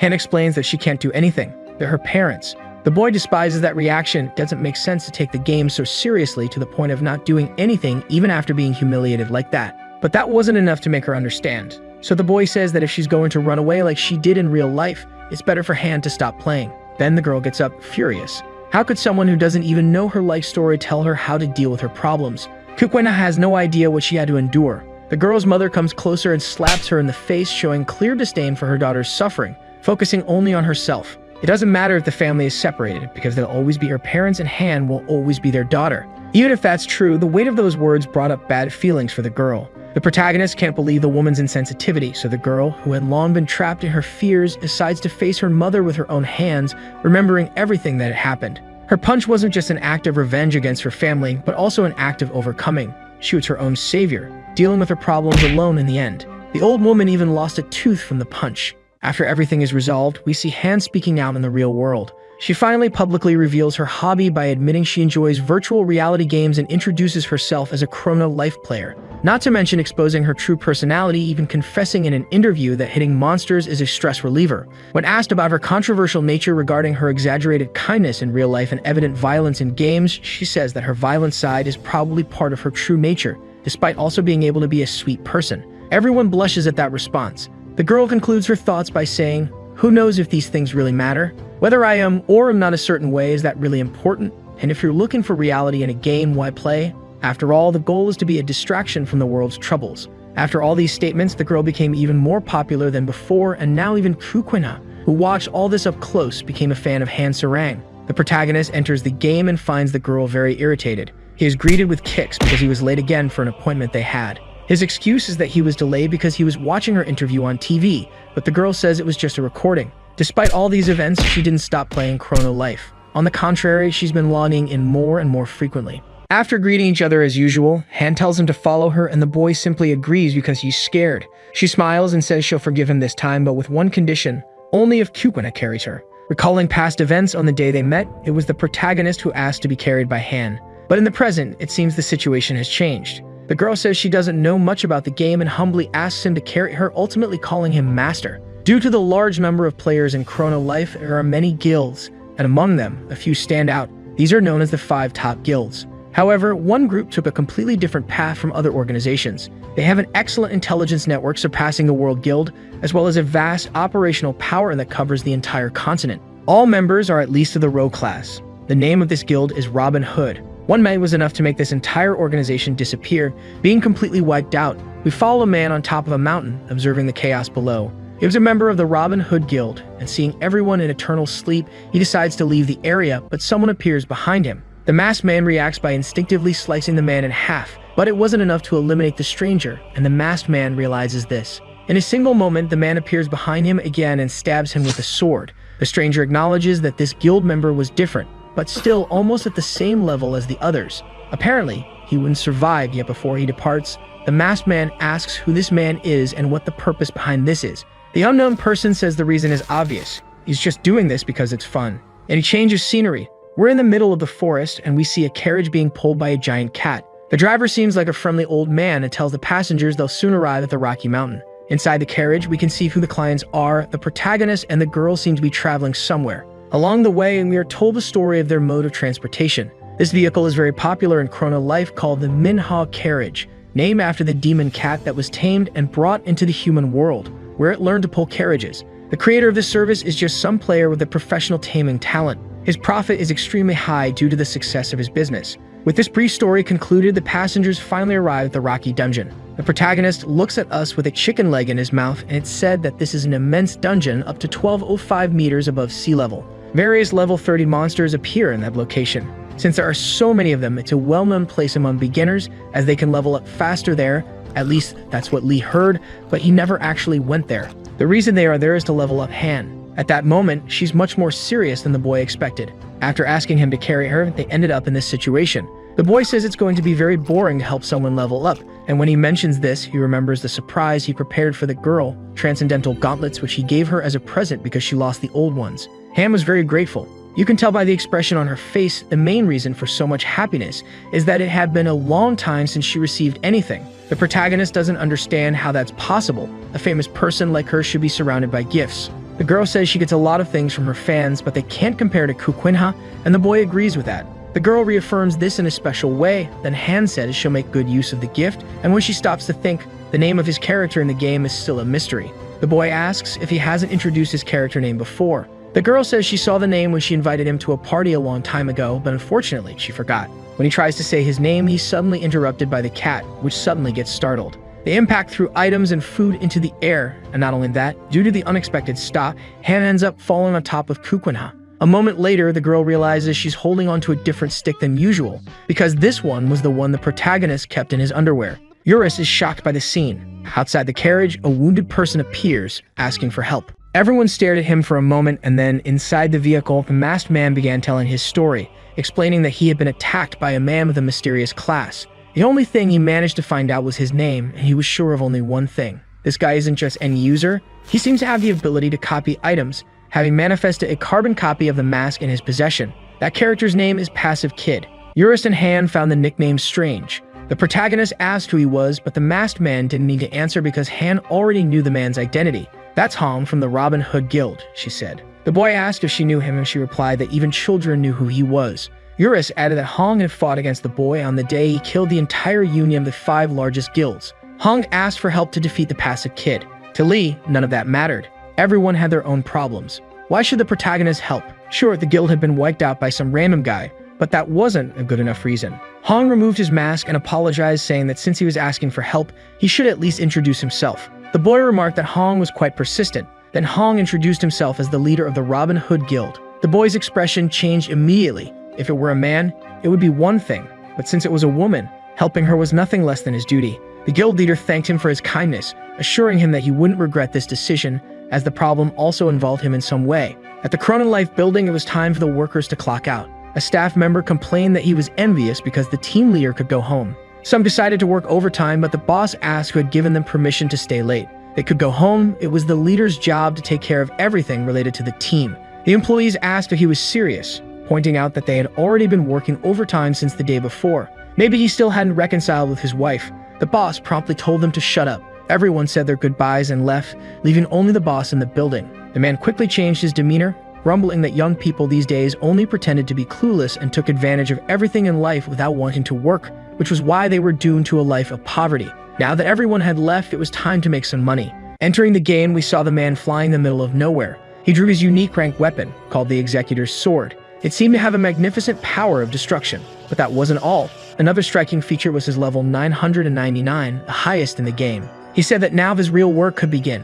An interview revealed that not even professional Chrono Life players could complete the game, but when someone reached the maximum level, they would receive a transcendent rank item as a reward. This information leaked after it became a hot topic in the community, but no one had ever seen one of those items before. They only existed in stories. We saw Han admiring her new gauntlets. Amazed, she asked the boy if that equipment was really transcendent level, and he confirmed that it was. He told her she could use it as much as she wanted since he still had plenty of those weapons in his stock. Hearing this, the girl equipped the gauntlet and a notification appeared, indicating that she was now the new owner of the item. Han marveled at her new equipment for a moment, but since her level was too low, she could only use a small fraction of the full power due to a lock on the weapon. Along with the seal, the gauntlet's appearance also changed to something much simpler. It didn't seem very efficient to use such weapons without being qualified, since one couldn't tap into the full potential of the equipment. It would be better to have a unique rank weapon. At least that was Han's rationale. But when she lightly touched a rock's surface, she caused massive damage with the smallest touch, even though the item was sealed due to her lack of power. Imagine if it weren't sealed. The poor protagonist had nothing to do with the whole thing, but ended up as a victim of the small disaster that occurred. Eurus commented that he couldn't wait until the girl experienced the real power of such equipment, and the boy agreed. Eurus was curious about what the boy would do regarding Hong's request, and the boy replied that he would accept it since the situation seemed to involve him. Returning to the carriage, the protagonist was confused, asking how this was related to him. What kind of connection could he have with Passive Kid if he didn't even know him? The masked woman mentioned that the man claimed to attack people for fun, but that was obviously a lie. His real goal was to make money by copying and selling items, pocketing large sums in the process.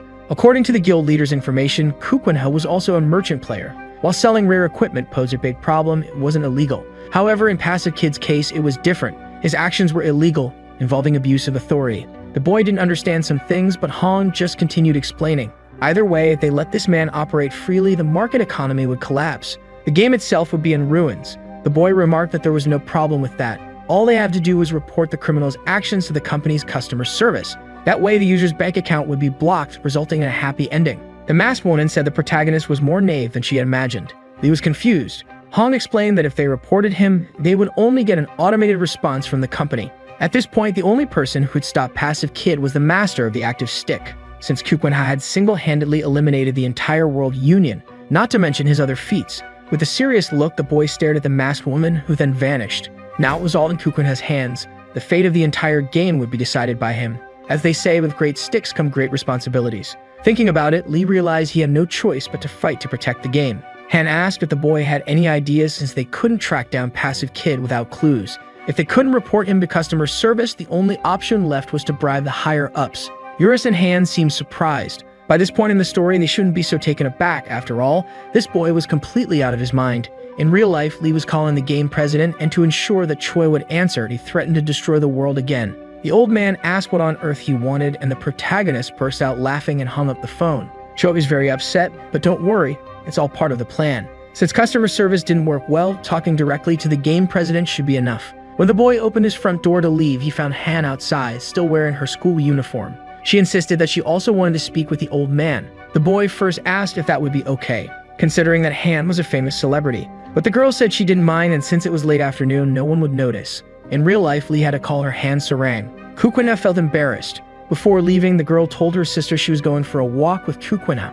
After that, the scene cut to a restaurant. Choi entered, fuming with rage. How dare some kid be so rude to him? The president walked up to the protagonist to give him a good shake. But when he saw the girl sitting at the table, he asked if she was Kukwenha's girlfriend. The girl blushed, wondering if it looked that way. But the boy denied it before she could say anything. The two argued until Han told them to shut up, and Kukwenha trembled in fear, while the old man analyzed the situation. After they calmed down, the president was informed about the problem with Passive Kid, saying that this man was copying items to sell, but the old man didn't seem too concerned. He thought it was something important, which was why he came to meet Kukwenha, but something like this couldn't be resolved so easily, as there were various laws regarding money transactions and item sales, and the company couldn't interfere directly. The protagonist explained that someone saw the equipment being duplicated, but Choi remained stubborn, saying that they were probably mistaken. After all, this would only be possible if Passive Kid hacked the game. Kukwenha theorized that it might be a bug, but the president insisted there was no such problem in the game. Then Han asked them to focus. If external hacking was impossible, it was likely someone inside the company using admin tools to copy equipment and then sell it.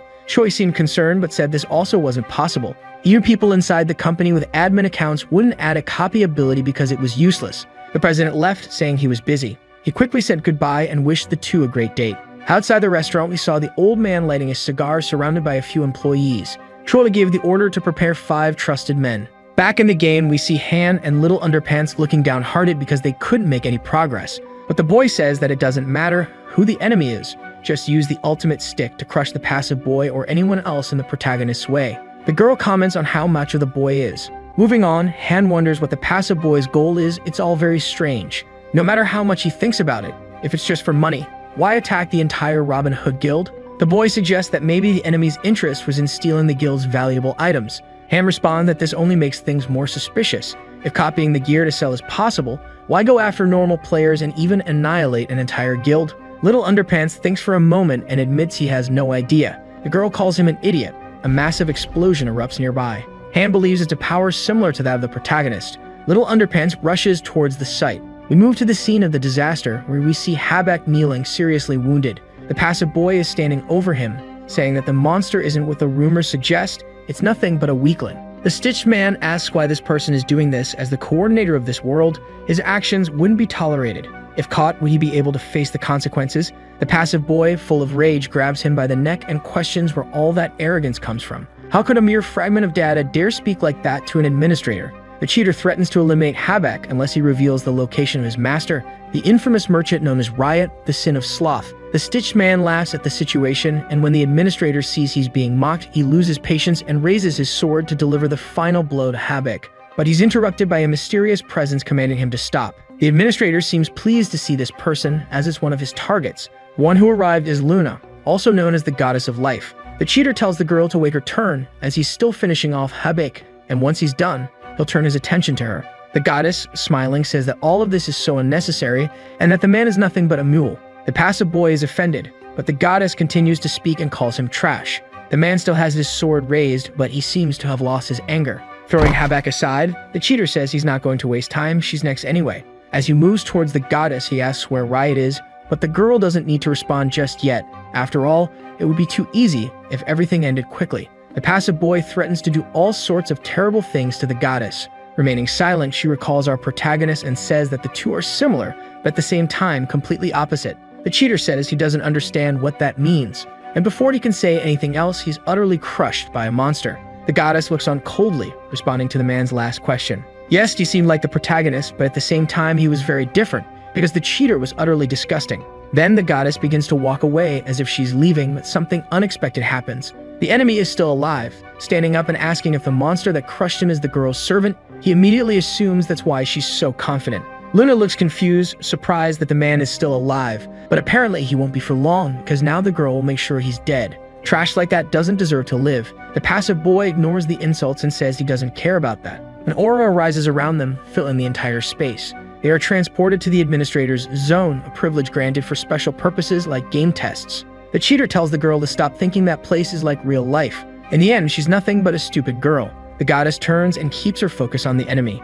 Then, we are taken to another scene, where Han and Little Underpants are running toward the explosion site. Han asks if the situation has anything to do with the cheater, and Little Underpants, at the peak of his intelligence, says it's very likely. He also believes the hacker works for the game company, based on the conversation they had in the restaurant with the president. The old man denies this assumption because Choi said a hacker within the team was impossible, but his face said otherwise. She also heard about the cheater's feat. The man single-handedly wiped out the Robin Guild. That's why he's sure the guy has an account with various powers. Han says that's a great explanation, but is there any way to run faster? The boy says it's impossible because he has few points in agility, but it doesn't take long to get to the fight's location. As they notice the strange aura in the area, they wonder what it is.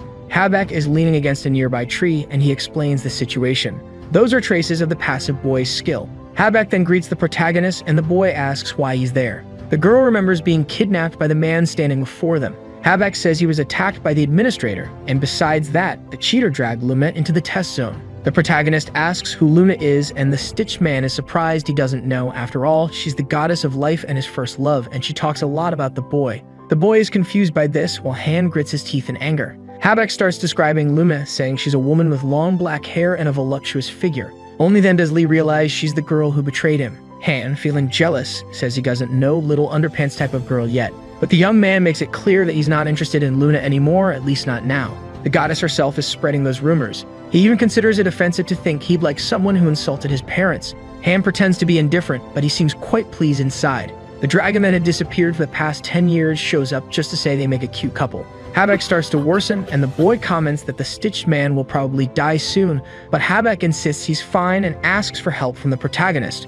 The boy asks why he should help. It would be much better to let him die and then grab the drop afterward. Han thinks that's a great idea, but Habak argues that if he dies, the mirror will also disappear. This worries our boy a bit. Placing his hand on his shoulder, Little Underpants says he'll heal him at all costs. The Stitched Man calls the protagonist worse than garbage. The girl asks how they're going to help the monster since they're out of healing potions. The boy tells her to relax, activating a skill called Cleric's Spirit, and he uses his talent to heal Habak. It was indeed a healing skill, but it took a long time to restore health. Perhaps the protagonist should have invested more points in the intelligence attribute.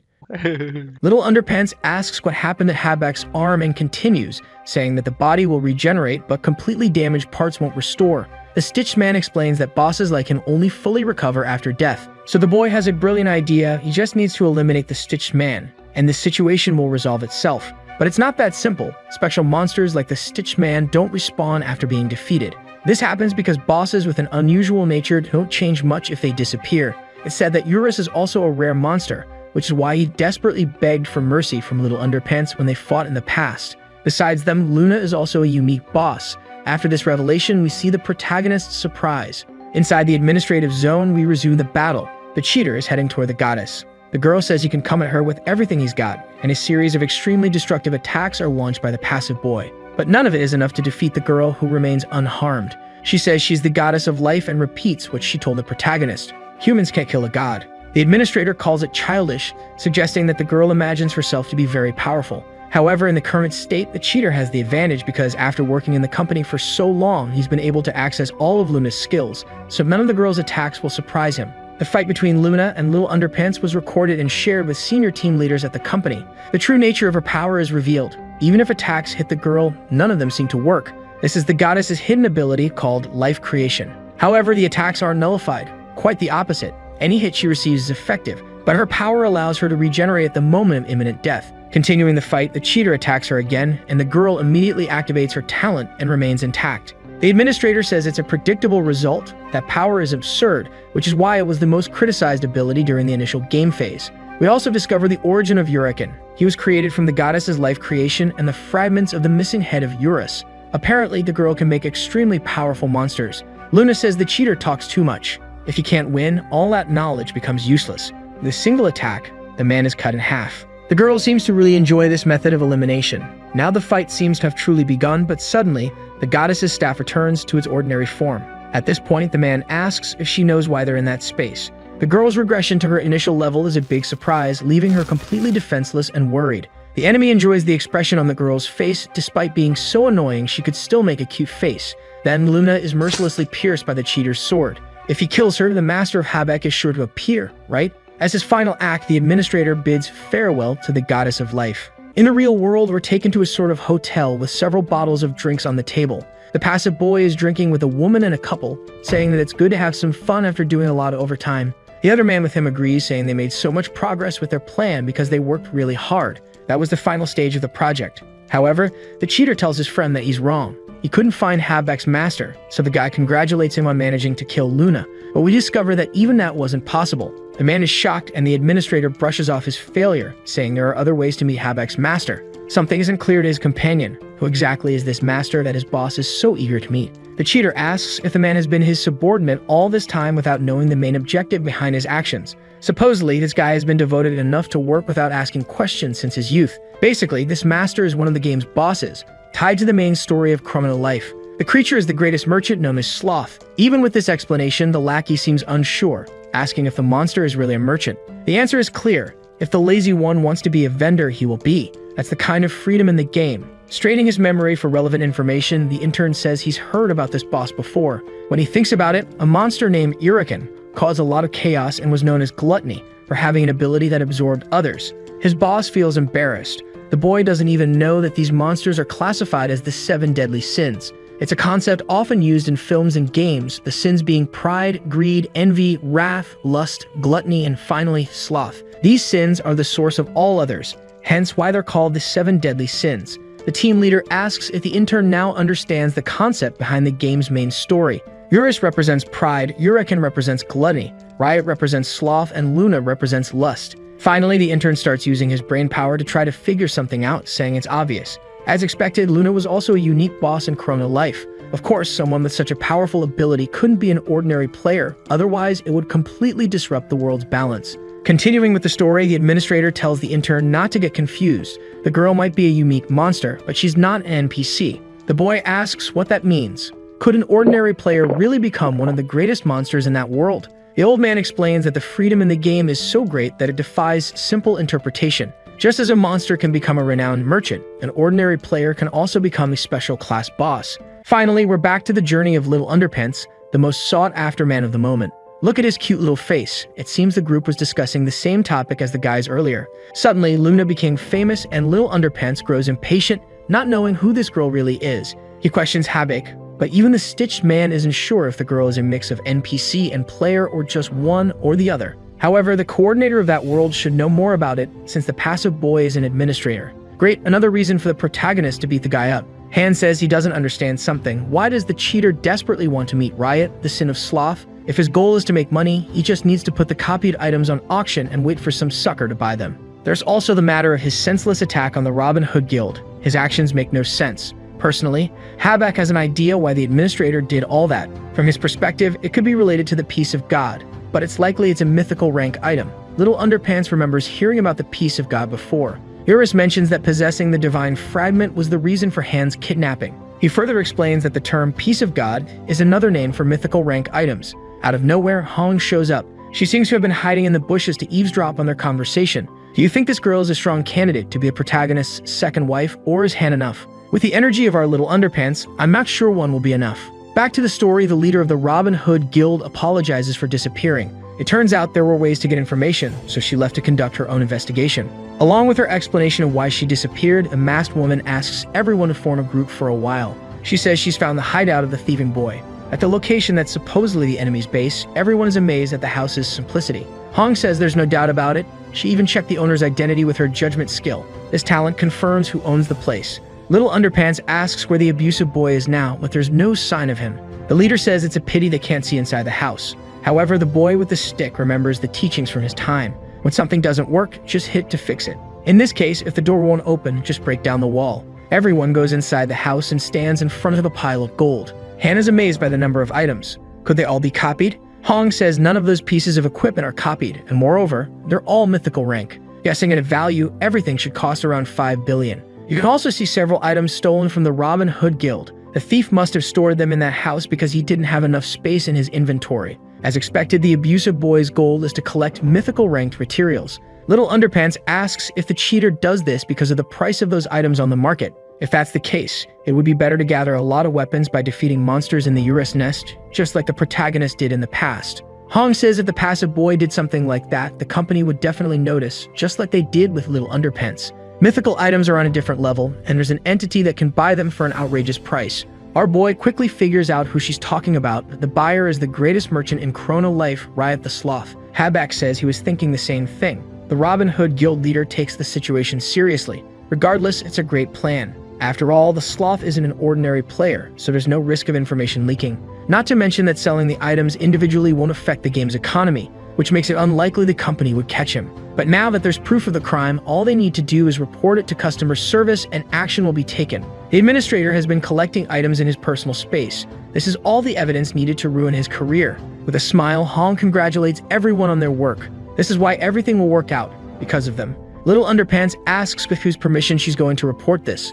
Is she directing a drama? She hasn't stopped talking all day. The leader is confused and asks if there's any other alternative besides that. Little Underpants joyfully responds that there is, of course.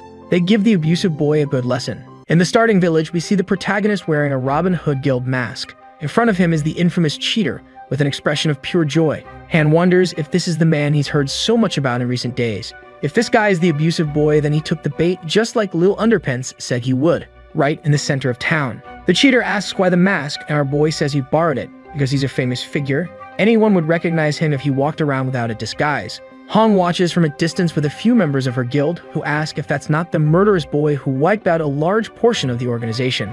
She confirms the members' assumption and adds that everything is under control. So far, the plan is going as planned. A guild member asks what's the purpose of approaching the middle of the village. Back at the Mammal Boy's cabin, the protagonist continues to develop his plan.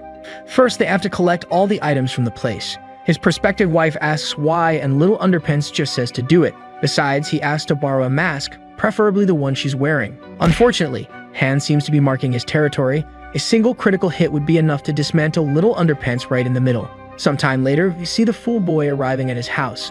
He finds only half of the wall still standing and he quickly assumes he's been robbed. When he enters to check, that's exactly what happened. On the floor is a note, and the message says for the robbed boy to go to the center of the starting village at 7 p.m. He wants his items back. Love, Little Underpants. After reading that note, the man grinds his teeth in anger, maintaining the same expression even now, facing the most overpowered human in the whole game. The stolen boy asks how the protagonist dares take all his money. Little Underpants tells him to calm down and not get too close. Then he asks Han for an item. With the weapon in hand, the protagonist threatens to sell it to the NPC shop if the cheater keeps coming closer. Disbelieving, the passive boy asks Lee to stop. That equipment is worth 200 million in-game currency, and if he sells it to a bot, he'll only get 300 gold. Finally, the man asks what the protagonist wants. Little Underpants says he wants nothing more than to have some fun with him. Would there be a problem with that? How will the passive boy react now? Watching him tremble with rage is just too satisfying for our stick-wielding boy. Amidst the provocations, the cheater loses his cool and uses his privilege called the administrative zone.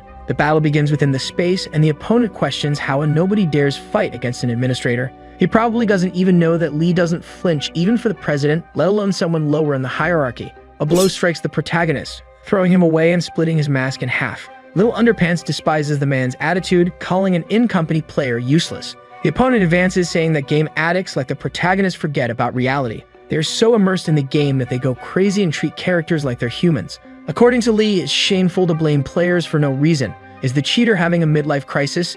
The murderous boy moves back to prepare an attack. The protagonist tries to predict its direction but can't, getting hit by thousands of strikes at once. This time, the cheater seems to want to convey a deeper message, saying that all players are equal. It doesn't matter how much hard work the developers put in, All they get is insults and criticism. 7 years ago at the Chronolife headquarters, there was the young developer. But we're back in the present because the protagonist isn't interested in pointless chit-chat. How dare he try to use the villain's sad backstory to justify himself? Little Underpants doesn't care. All the troublesome boy will get is stick to the face and a lot of shouting. The careless opponent takes a direct hit from our boy but regenerates with a healing factor. Little Underpants wonders what abilities the administrator can still use since they're confined in a room where he's the supreme authority. The item thief uses a skill called Spirit of a Titan. Impressed, Lee imagines what attributes were enhanced by activating this skill. A gigantic aura forms and begins to envelop the man. That's the Spirit of the Titan. While the talent is active, damage and range are increased by a mere 1000%. Just by swinging his sword, the attack covers a ridiculous area.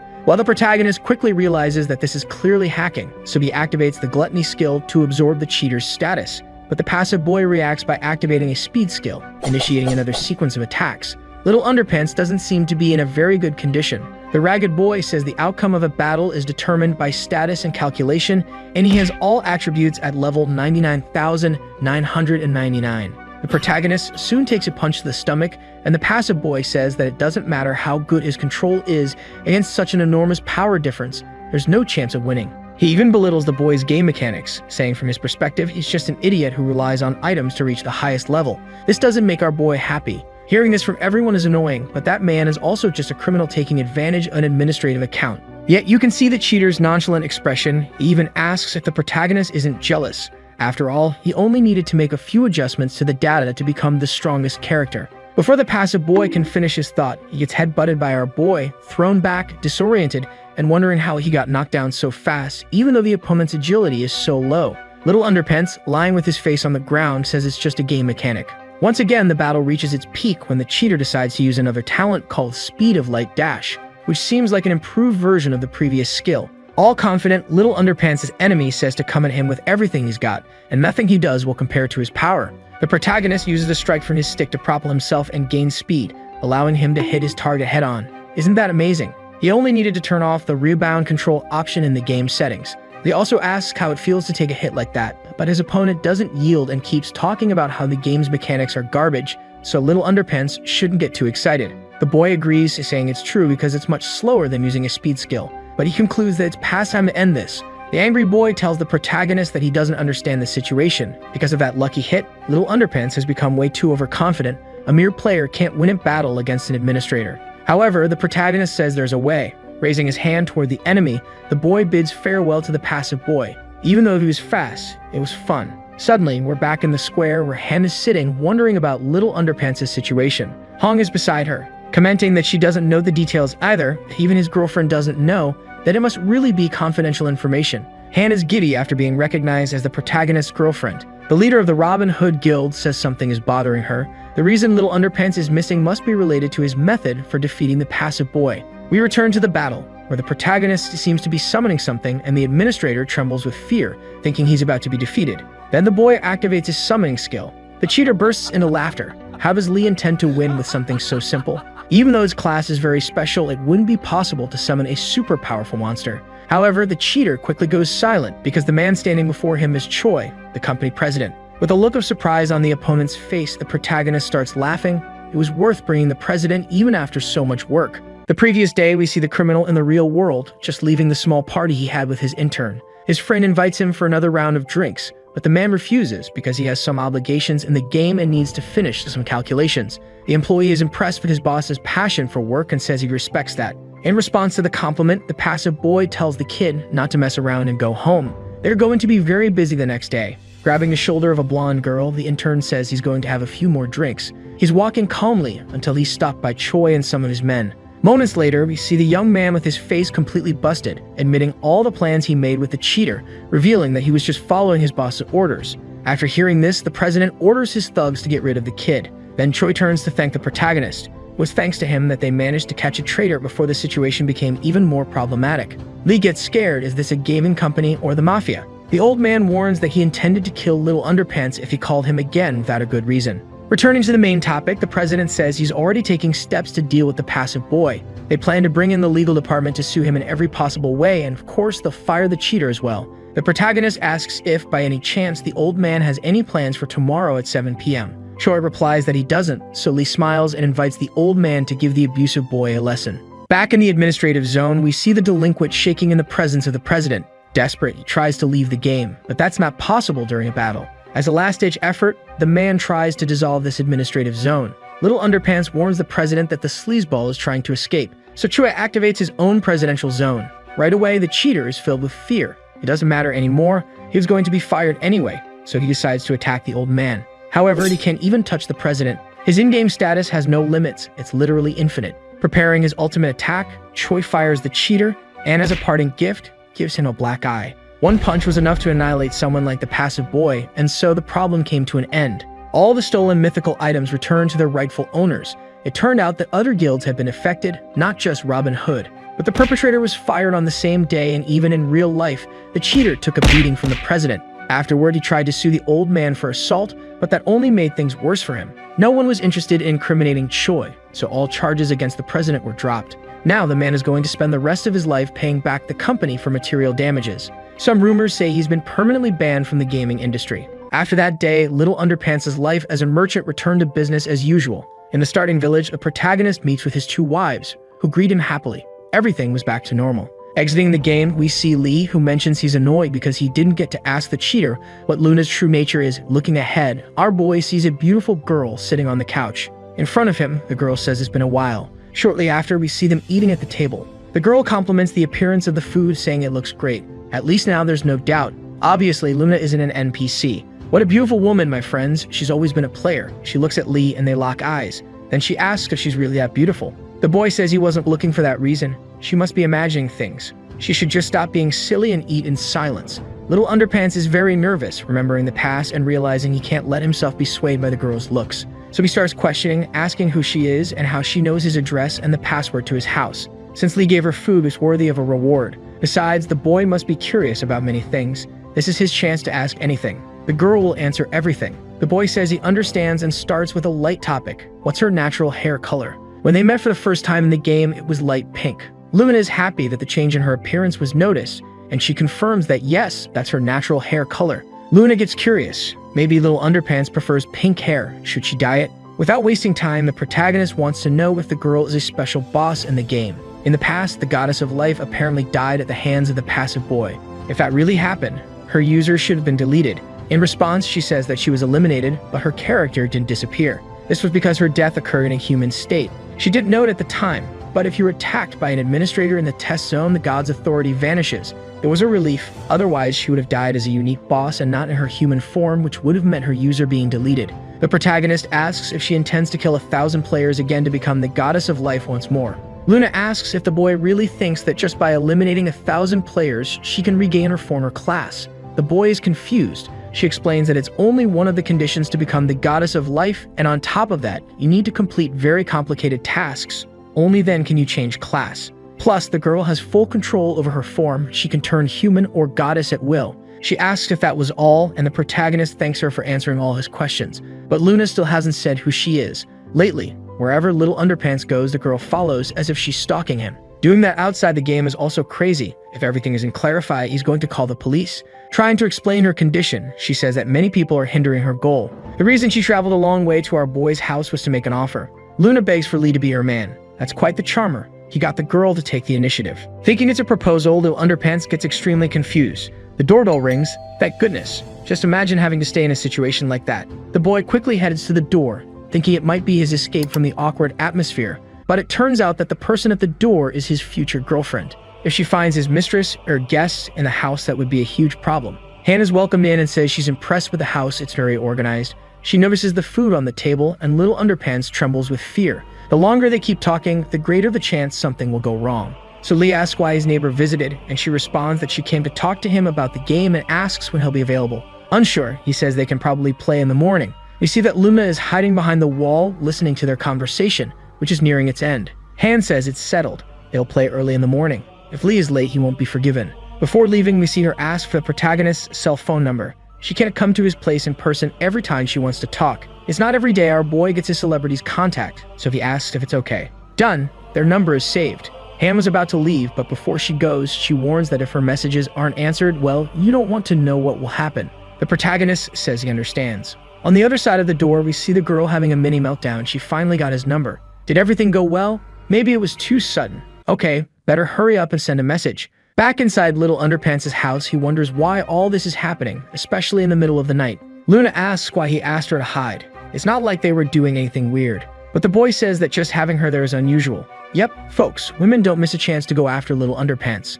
Sometime later, we see our black-haired goddess remembering what happened that day. After asking the protagonist to form a group with her, the young girl ends up being rejected by him, who asks why he should play with her since he was stabbed the last time. Besides, he is in a group with the love captain and would probably be beaten if he stopped participating. Then we see that our waifu is watching our protagonist and his colleague from afar. She says she is jealous, and that makes her want to ruin her. But this time, she will let it go as he will end up killing that woman anyway, and he will be her man. All this for the sake of the end of Chrono Life. Then we see the little dragon annoyed saying that he can't carry her since the level difference is huge and it's impossible to do that. Then the young girl ends up noticing something strange and sees the protagonist talking to the wind. Thinking he's schizophrenic, she questions why he's talking to himself, leaving the protagonist confused, asking if she can't see this dragon project. However, the draconic spirit warns that only the protagonist can see it. But if he shares his mana, then the dragon could be instantiated into reality. The little boy questions if it will really work since his intelligence and wisdom are low, but the dragon confirms. So he starts injecting his mana into him, creating a huge purple lightning bolt.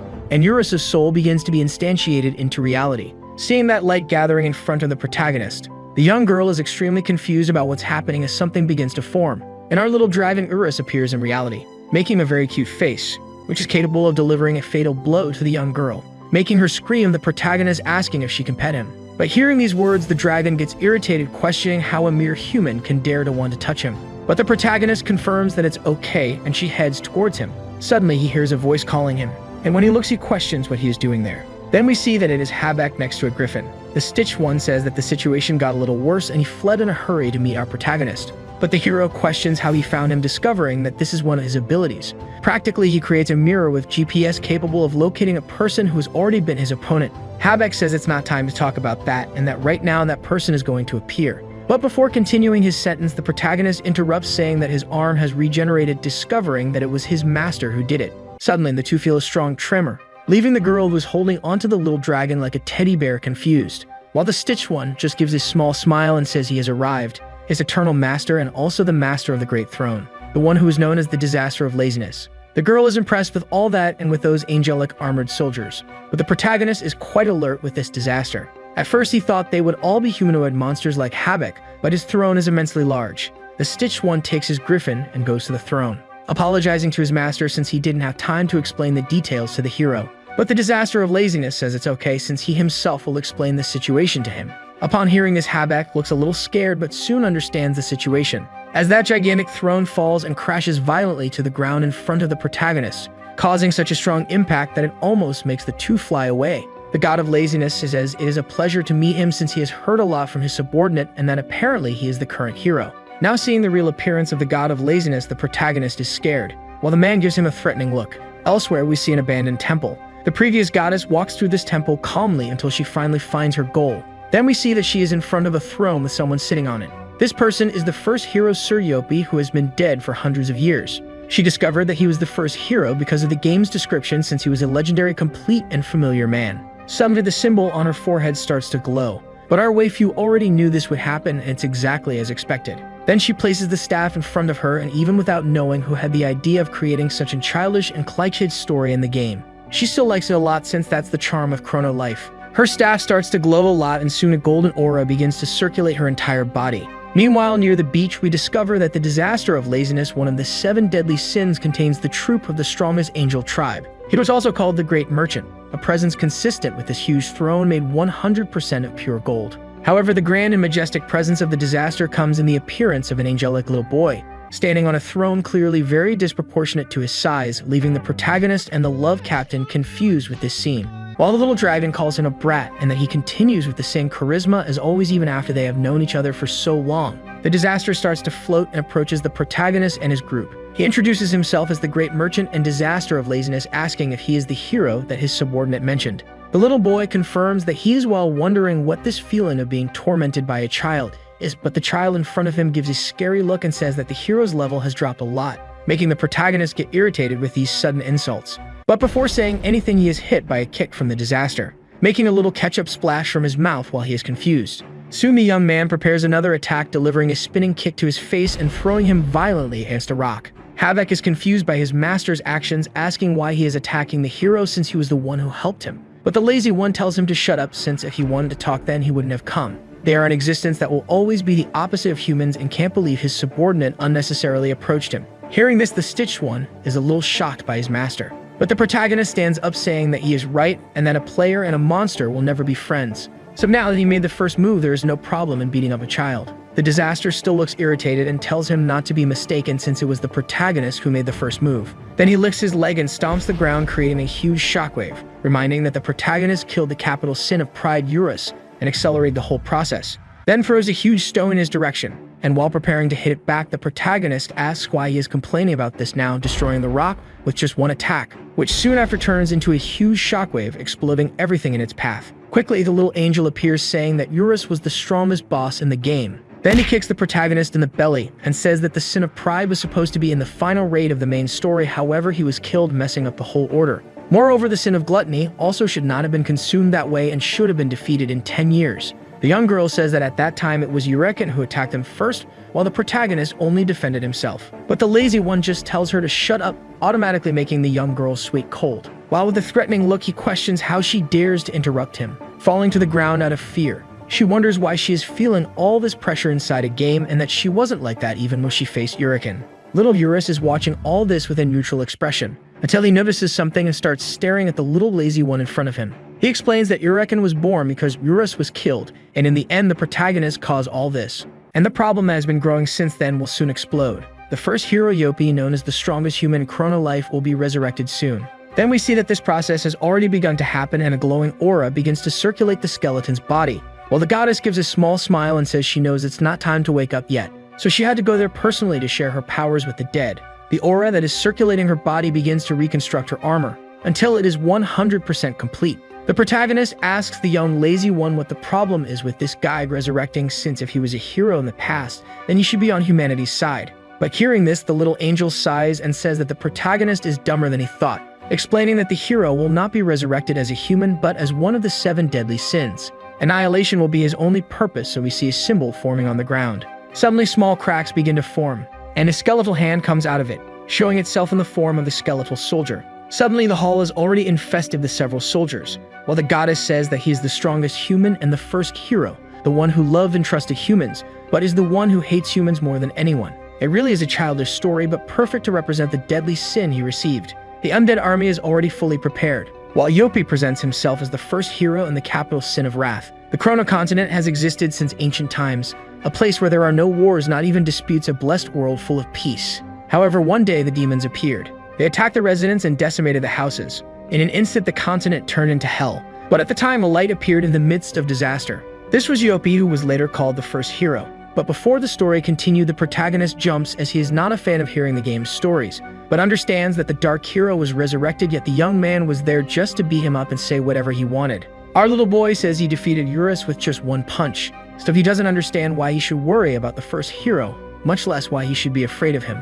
The lazy one says that the protagonist is more foolish than he thought, and can't believe he doesn't know human fear even when he has won. So he warns that everyone will be attacked by the hero himself soon after turning to leave. The protagonist still questions where the boy is going, since he thought he had gone there to fight. But the lazy one says he was wondering about the current hero's situation. But it seems it was nothing serious, and leaves a warning that he walked alongside the hero Yopu, also being the only human he recognized. So he can confirm this very well, and the protagonist is not able to defeat him. But our hero just said that this made him more willing to beat him up. And while preparing an attack, he says he won't let him go so easily after being attacked. But before doing anything, he is stopped by the Stitched One, getting extremely irritated and ordering to be released immediately. But the guy tells him to calm down and that there's no need to fight since the conversation ended well. The protagonist remembers that he was just attacked, but still he asks him to calm down since he is making a lot of money selling items. He explains that the person who was buying all the protagonist's items was precisely the great merchant who spent 15 billion gold. Meanwhile, we see the face of a giant skeletal dragon along with the entire undead army of the hero. Speaking to Luna, he said he understands and that many years have passed since he died. She said he should have been resurrected much later. But the main story is already a mess, and since she has already provided enough mana, then he won't need to worry. The hero thanks and says he will repay her if he gets a chance later. Then our waifu asks where he is going, but the hero says she is asking the obvious.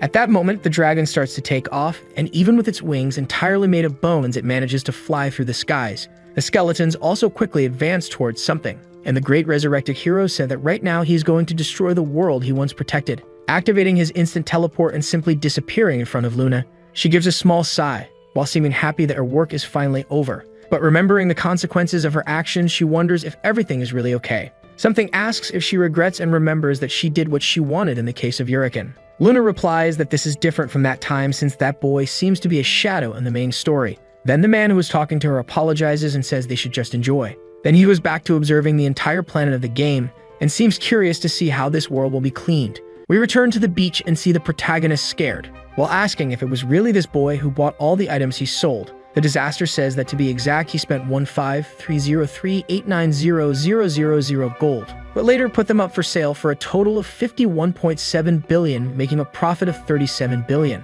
Our little boy is amazed hearing that, even calling the little boy Hyun, soon after begging him to teach him the business tricks. Suddenly, the two start hearing a great tremor, but the little angel already knows what it means. Rivas and Han seem extremely scared by what they are seeing. Then the disaster of laziness warns that he has arrived, and as the skeletal dragon passes by the group, we find that this is really the end of the world. Even the protagonist seems scared seeing that. And so suddenly a war began. The skeletal soldiers advanced while eliminating the players from the initial village. Because of the alarming number of soldiers, they were not able to do anything, even wondering what this surprise attack is since monsters shouldn't invade the village as if it were nothing. Suddenly a system message appears, explaining that this is a main mission in the game and that players must protect the world from the sin of wrath. While he is confused by the fact that there is a main mission in Chrono Life, the man with cat ears is attacked by a skeletal soldier. Soon everyone realizes that they don't have time to look at the mission window, otherwise they will end up dying. But the chances of survival are also not very high since there are monsters everywhere. The skeletal soldiers seem to laugh scarily,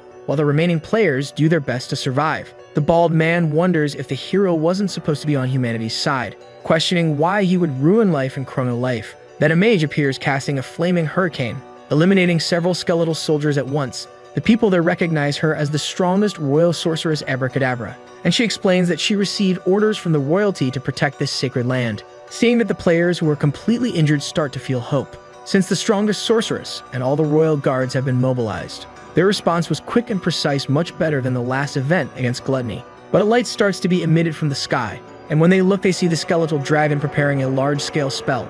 A flaming ball is created in its mouth and soon after fired at the city. We realize that the reason for the defeat is that they were not ready yet since this event was a main mission.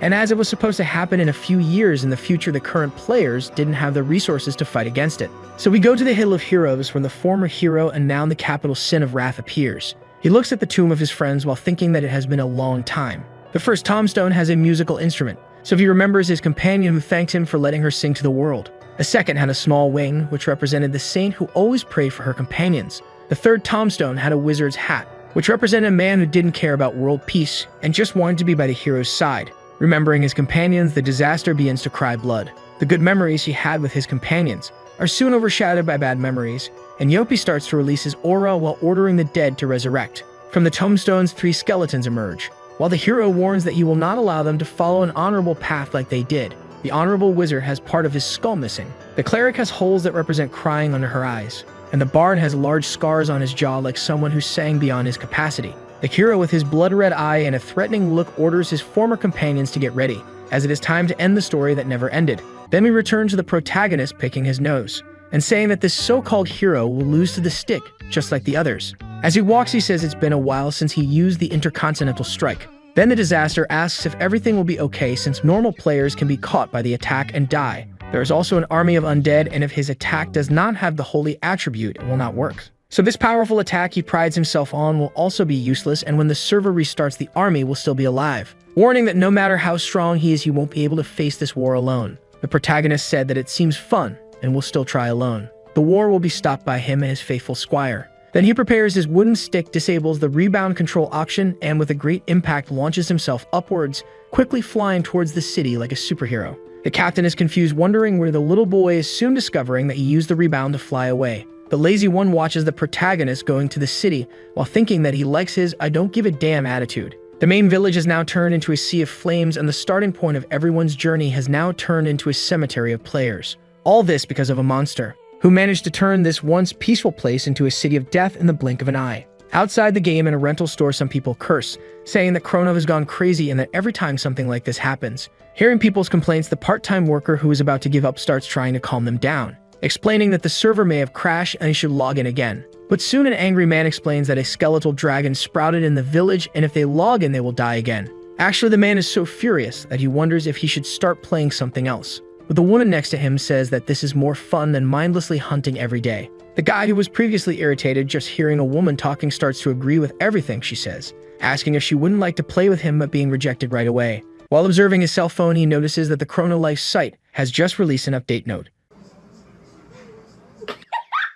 But when he reads the contents of the note, he gets scared, wondering if this is really an official notice. Soon everyone in the store also reads the note and starts debating whether they have gone crazy or something. And if this notice is true, it means that the game's server could end soon. At the president's office, a man says that this is madness, explaining that the main scenario cannot be completed with the current level of players, and that this is a problem that the company's management team should intervene. But the president questions if he is crazy. Recalling the company's policy of non-interference, the man still doubts his president's actions, reminding him of the notice he posted on the site, which said that the main scenario of Chrono Life has begun, and from now on the fate of the world will be determined by the players. If they fail this mission, the hero will win, and the Dark Age will be the new setting as all life will be massacred, explaining that the future of the game is in their hands. Returning to the game, we see the village in flames, while the skeletons who have already cleaned up the city just stand still, but soon they look at the sky, seeing something strange. The meteor has just landed in the middle of the city, and from the smoke, we see that the meteor is actually the protagonist, who says that traveling like this is fast,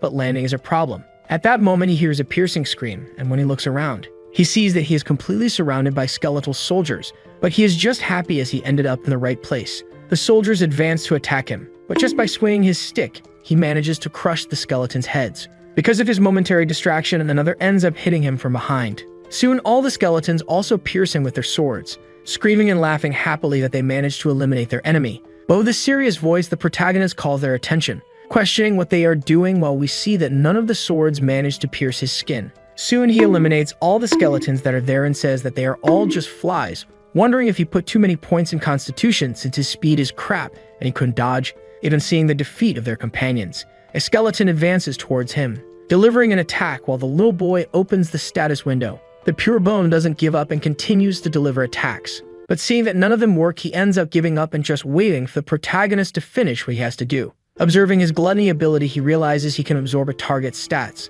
Then he starts giving malicious smiles, leaving the undead who watches scared. All the soldiers he had previously hit start to rise, while that weird tentacle comes out of his mouth. He says it's showtime, making the skeletons confused with that. The gluttony tentacle goes up, quickly advancing on one of the monsters nearby. He pierces the skeleton's bone and starts absorbing its stats. Then in a few seconds, the immortal skeleton turns to dust, while a notification saying that his stats have leveled up appears, making our hero extremely happy. His stats, which were previously low, start to quickly grow, and realizing that his strength increased by 220, now he can use equipment. Not believing, he left this stolen ability aside, but from now on he won't be so picky and will eat whatever is in front of him. Seeing that scary scene, the undead monsters, beings who are not exactly dead nor alive, lost the sanity they had, leaving only one thing, the purest natural instinct. They have the strongest immortal army who didn't even fear death, but only their instinct told them they should run for their lives. Meanwhile, the reason for their unexpected escape laughs maliciously, while we discover that they are running away simply out of absolute fear. Suddenly, we see the gluttony tentacle going towards the target and hitting the spine of one of the fleeing skeletons, soon being absorbed by the protagonist while nothing is left of his body but dust. Then he attacks several other skeletons, not letting any survive, as they all became nutrients that will make him stronger. The number of skeletons that invaded the initial village was about 2,000. It should have been a power that could even devastate a country, but in a few moments turned to dust in the hand of one person. However, there was still the strongest undead monster of all, the Bone Dragon, and the one who, when Urus disappeared, became in existence, considered as the new supreme of the dragon tribe. But this same supreme dragon is hit by the gluttony tentacle of the little boy. Even with its gigantic size and crushing strength, has its head absorbed in the blink of an eye. After a few hours, all the protagonist's stats are maxed out. The little dragon celebrates our hero's victory, saying that the passive boy wouldn't even stand a chance against him now. But while he boasts to his ghost pet, a person approaches, making him very excited, wondering if there are still some desserts, since it would be rude of him to leave food on the plate. But soon the person introduces herself as the Sin of Lust, Luna, making the protagonist question why she is there and that recently they have been meeting a lot. The young woman cancels her god mode, returning to having pink hair and a black outfit. The little boy questions why she deactivated her mode out of nowhere, and she explains that what she is going to do now should not be observed by anyone, leaving our hero confused by her words, but then extremely surprised, as our waifu advanced towards him, giving him a big kiss. What do you mean by that? After this unexpected action from the woman, the little dragon looks extremely shocked for witnessing that. While we see a destroyed scene, the protagonist wonders what happened. He went there to defeat the hero Yopi, but now he is committing the capital sin of lust with the waifu of lust. Again, he wonders what is happening while looking at her extremely scared. The two lips finally separate. Still in shock, he takes several steps back, while blushing and looking at her, trying to reason everything that just happened.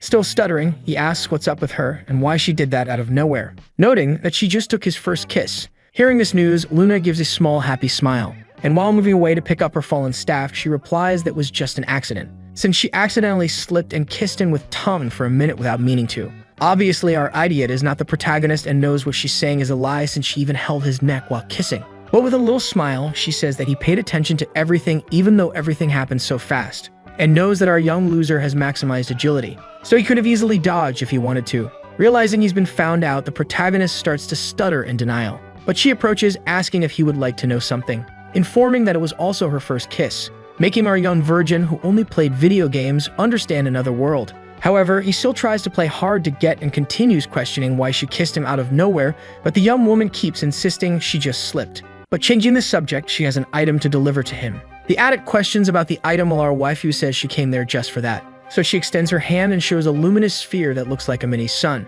This item is a jewel from someone not revealed and has the ranking of God. She continues, warning that the fact she gave him this item should not be seen by anyone. That's why she canceled her God mode. However, the protagonist is still suspicious, and even not knowing what she's talking about, it seems serious, so he will accept it. Even so, he's still irritated for being kissed out of nowhere and questions again, but she continues insisting she just slipped. Then she says that this is an important item, so he must take care of it since it will be extremely useful.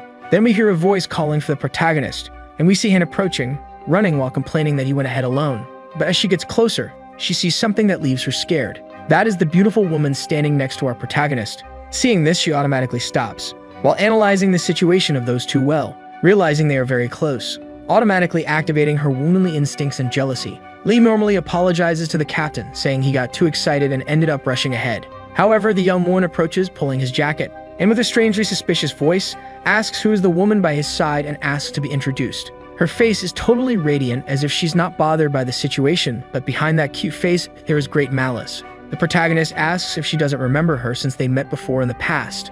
Then the sin of lust sighs, while activating her God mode, making a golden light illuminate the whole environment. Finally seeing her real appearance, the young woman gets scared, realizing this is the woman she faced in the past. Luna asks if she recognizes her now while calling her overestimated. Han ends up remembering the events of their last encounter, while the waifu asks if the protagonist is going to fight against the hero Yopi, warning that it will not be easy since he reached level 999 with the energy she shared, and by now he must have arrived at that place. A place that exists in the core of the demon world, the Demon King's castle. There we see the hero and his group approaching, while he appears even more powerful than before. In the Great Hall of the Demon King, someone seems to recognize him, calling him the first hero who annihilated the Demon King.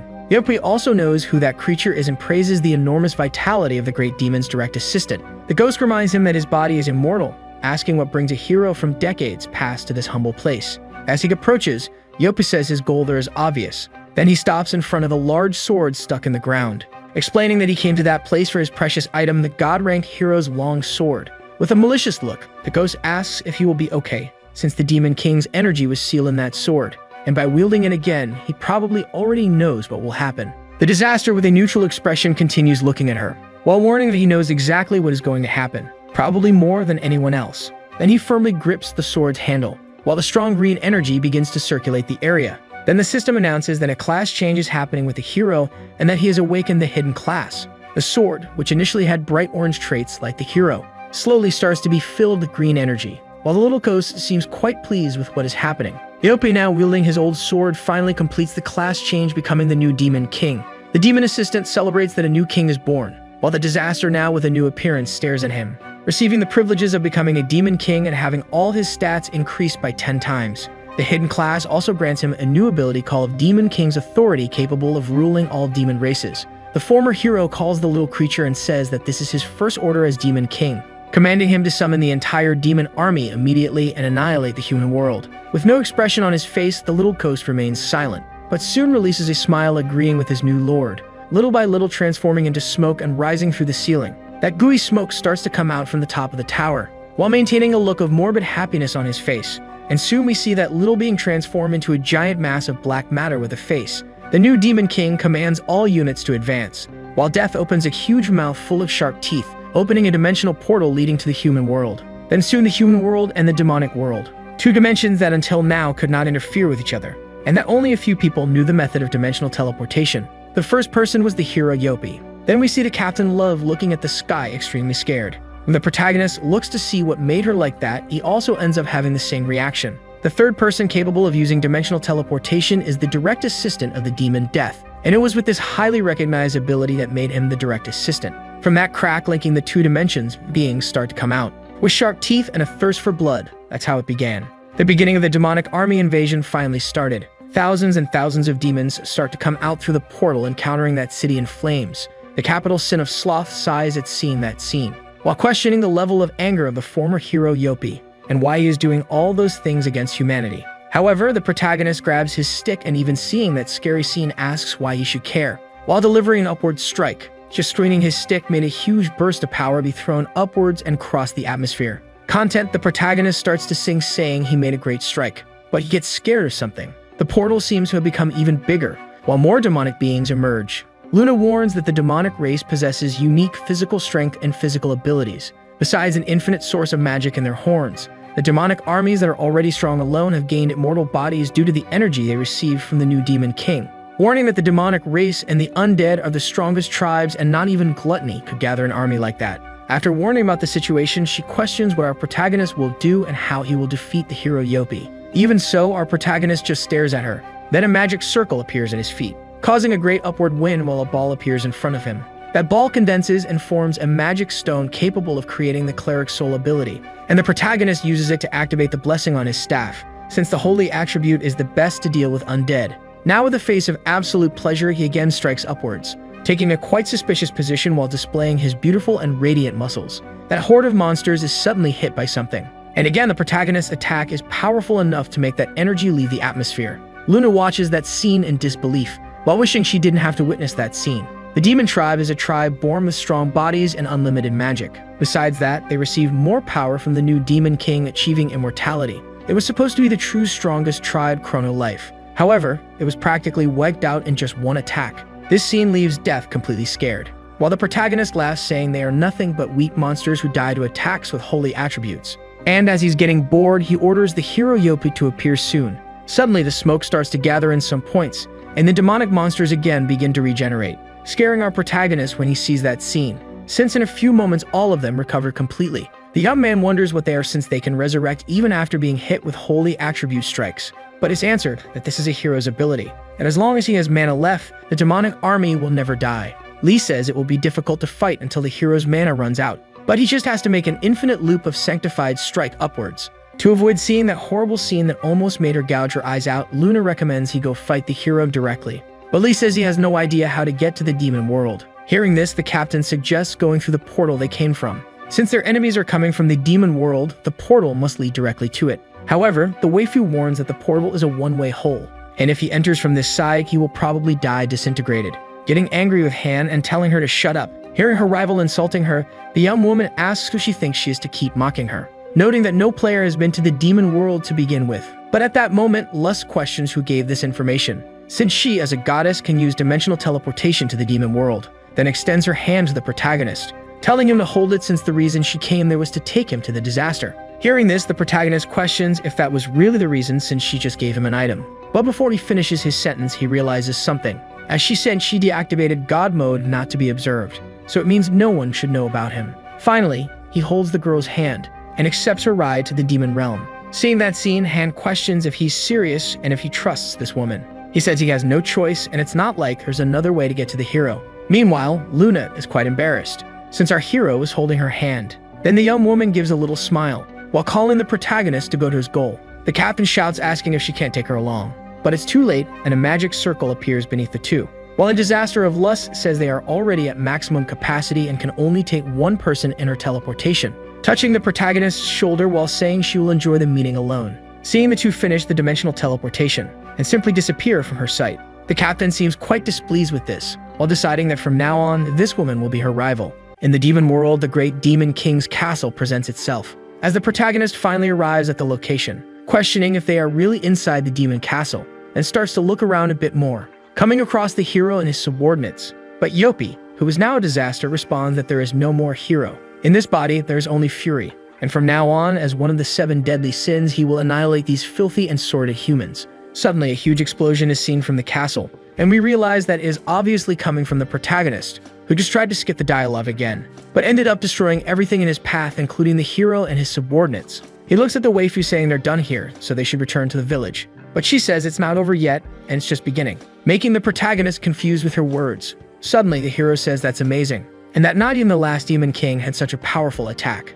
Realizing that he dodged his attack, the protagonist is confused since his attributes are maximized. But while preparing to attack him with his sword, the disaster says that evasion doesn't just depend on attributes, and launches a huge slash with demonic energy at the protagonist, explaining that the pulse reflection, the look, and even the opponent's breathing are things that help predict the movement and dodge strikes. But what he didn't know is that our protagonist was already behind him while saying he will remember that. Yopi wonders how he got there so fast, attacking again with his sword, but the only thing he hits with this attack is the air. And while thinking he disappeared again, he hears a voice coming from the ground. Then we see that the protagonist quickly sneaked under his legs and is staring at him with this scary look. The warrior tries to stab him with his sword but misses, and we realize that all this is just a joke for our protagonist, since with his extremely high agility, mocking the hero became extremely easy. Yopi looks at him with a lot of aggressiveness. Meanwhile, in the human world, demons continue attacking Han. She runs desperately for her life, while screaming that the protagonist is a jerk for leaving her alone. During the escape, she ends up tripping,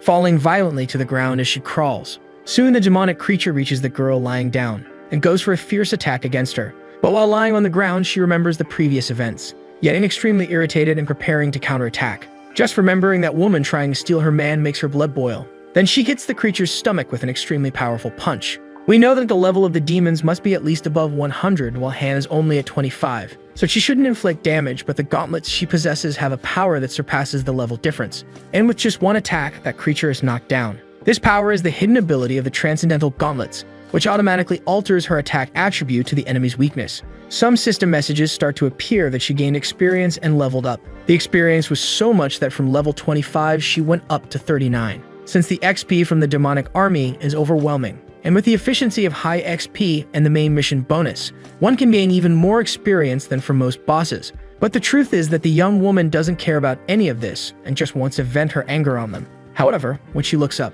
she realizes that the real problem is the magnitude of the army. She then stops her relentless attacks, while sighing quite stressed with the protagonist, saying that she will finish him off when she gets back. Meanwhile, in the demon castle, the protagonist and the hero stare at each other. Yopi says that he is strong and that he surpasses him in strength and agility, assuming then that the other attributes also surpass him, but the protagonist has already said that all his attributes are maximized, and if he understood the situation well, he should die immediately and stop wasting time. The hero remembers that in the past, all his battles were fierce and with almost no chance of victory. Then his former companions who were brought back from the dead appear, and he says that with this group, they always manage to win. The protagonist and the little dragon look at that scene, realizing that the guy just called his gang for a one-on-one fight, then says that heroes shouldn't do this and should have a fair one-on-one. Luna suddenly tells him to be careful, saying that the hero group's raid success rate is 100%, asking again for the protagonist to form a group with her. At this moment, we go back to the moment when Captain Love was attacked, but for some reason, the creature's attack didn't hit her,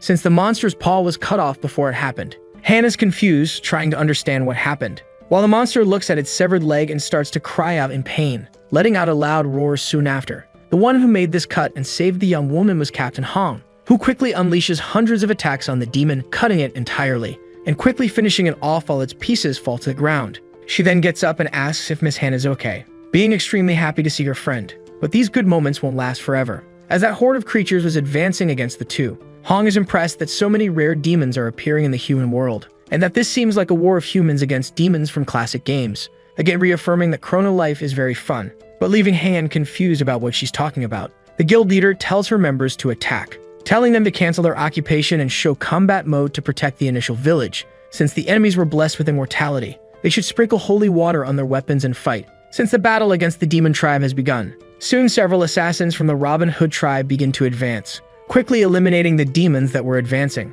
Han says that this is the famous Robin Hood Guild summon she heard about and that it's her first time seeing it. Actually, Han says this is the second time she's done this since she became the third leader, as the first was in the fight against her boyfriend. Hearing the woman's words, the young woman is happy that she thinks the two are a couple. But suddenly, the conversation is interrupted by an arrow that is shot, piercing several demons at once. Han looks back already knowing who did it. And then the man reveals himself as the leader of the Justice Hawkeye's Guild. He says he received a report from the Sentinels and informs that the Justice Guild will also participate in this war. Seeing two of the great guilds unite to fight together, the young woman is happy. But this is not all. Hong says this is an all-out war, and soon we see the Divine Guild, the Cross Guild, and the Holy Land Guild approaching. And soon a huge human army is formed in the fight against the demonic army. Those beasts with no humanity continue advancing fiercely, while the human players fight to protect the game they love so much. Inside the demon world, there is also a war going on. The skeleton bard starts playing a song, activating the thunderous ability Seraphim's Chant. Soon musical notes fill the entire Demon King's hall, impressing the protagonist, while the waifu says that the thunderous ability is a song that beats in the rhythm of time, notifying that the heroes group has finally started the raid and that you should form a group. Noticing the insistence of that woman, the protagonist flips her off while cursing her, replying that he doesn't want to form a group and doesn't know what she's plotting. However, to deal with a group of idiots like this, he alone is enough. Then quickly prepares for an advance, rushing for an attack. In just a few moments, Lee approaches the heroes group, facing the bard. This speed is so overwhelming that no one could react, and he says he is just following the rule of focusing on the supports first, but before he can hit, his staff is stopped by the great hero, who quickly managed to react to his speed, and with a simple movement of his sword, manages to deflect the trajectory of the protagonist's strike, making that immense attack land elsewhere. Euros says that he deflected the attack by spinning the sword blade, but the waifu warns that it was the perfect parry, a skill the hero acquired after much training. However, it's a skill that fails if you're a millisecond late, so if you keep attacking, you can overcome it. But suddenly, the Seraphim's Chant is activated, and due to the time fluctuation, the speed of the group members increased. The hero takes advantage of the buff to attack the protagonist, who manages to defend himself and says that even though he's gotten faster, it's still not enough. But he probably spoke too soon, since his little pet dragon is quite scared looking at something. The reason for this fear is the hero, who increases power even more using the hidden skill Hero's Glory, which sacrifices a large portion of his strength and temporarily doubles all other attributes. At this moment, the disaster advances towards the protagonist with the aim of eliminating him, trying to land several attacks on him while he only defends himself. Yopi well represents his capital sin and shows a lot of anger in each of his attacks, while the protagonist just defends against all of them, realizing that this is practically like playing with an angry cat. But soon his attention shifts to something else, noticing that the team's mage is preparing a spell in his direction. Suddenly the skull spell is finished, and a giant whirlwind begins to form above the protagonist. Suddenly the mage pulls an Uchiha Madara and summons a meteor, which quickly falls towards the castle. The protagonist thinks this is that OP arcane spell, and this is his first time seeing it in person. With his current agility, he could easily dodge this attack, but while preparing to deflect the meteor, he thinks it wouldn't be fun if he did that. And soon we see a great explosion comparable to a nuclear one coming from the castle, and with it the protagonist remains intact while the meteor's debris starts to fall. Now that he managed to defend against another enemy attack, he asks if there is anything else to show, getting frustrated imagining that they have run out of tricks and telling them to stop wasting his time and finish it. Yopi, who was supposed to be a final villain, seems quite tired, but says that unfortunately, they're just getting started. Quickly, a huge rainbow light begins to surround the heroes group, and Seraphim's Chant verse 2 is finally activated. This skill has a hidden effect capable of having the enemy's attributes, and soon all the protagonist's stats that were at 99 drastically drop to 49. Yopi responds that this is his trump card, and with his attributes being multiplied by 10 due to the hidden Demon King class plus the Bard's buff, they are now on par, notifying that even if the protagonist uses Gluttony with his perfect parry, those disgusting tentacles won't reach him. And now he asks the same question, wondering if the protagonist has shown everything he has. Our hero just looks at all of this without showing a reaction, but suddenly starts laughing while wondering if he should use that. These words awaken curiosity in the resurrected hero, while Euros knows he will probably use the hidden ability the passive boy used. Our protagonist then starts to pull something out of his coat, and when he pulls it out, it totally startles the little dragon, realizing that in his hands is Habak's mirror. Activating the hidden ability 8 Visions, the protagonist's body starts to vibrate, and soon also starts to grow larger and larger. The hero and his group look at that scene in fear. Then the demon world, which is a dimension far from the human world, had its symbolic black sky changed to a white sky. So we return to the war of humans against demons. Without any hesitation, Han advances to battle against her opponents, jumping at high speed while spinning in the air, finishing the demonic creature with a beautiful kick to its face. She lands softly on the ground as the creature falls. And again, another level up notification appears, and now we see that Love is at level 74. Looking up, she realizes that even having eliminated several, they keep coming. Even wondering if she's going crazy, as it seems there are more now than before. But Hong tells her she's not crazy and that usually demons can be exterminated with holy attacks, but with the Demon King's protection, they are all reviving. To make matters worse, Yopi has infinite mana, so none of them will die until he himself is eliminated. The captain complains, saying that the main scenario missions should be difficult and not impossible. But soon something catches her attention. Quickly coming from the sky, a demonic creature appears, aiming to devour her. And even tired, the young woman prepares to counterattack. Suddenly, we see someone's staff glowing, and a woman using flame magic, who shoots a giant fireball, piercing the demonic creature in the middle, and easily eliminating it. The mage says there is only one condition to complete the mission. That is by defeating Yopi, the Sin of Wrath. Hearing this, Love questions the point of the war, as they could just log out and wait for Kukwinha to defeat him. But soon she is informed that if they do that,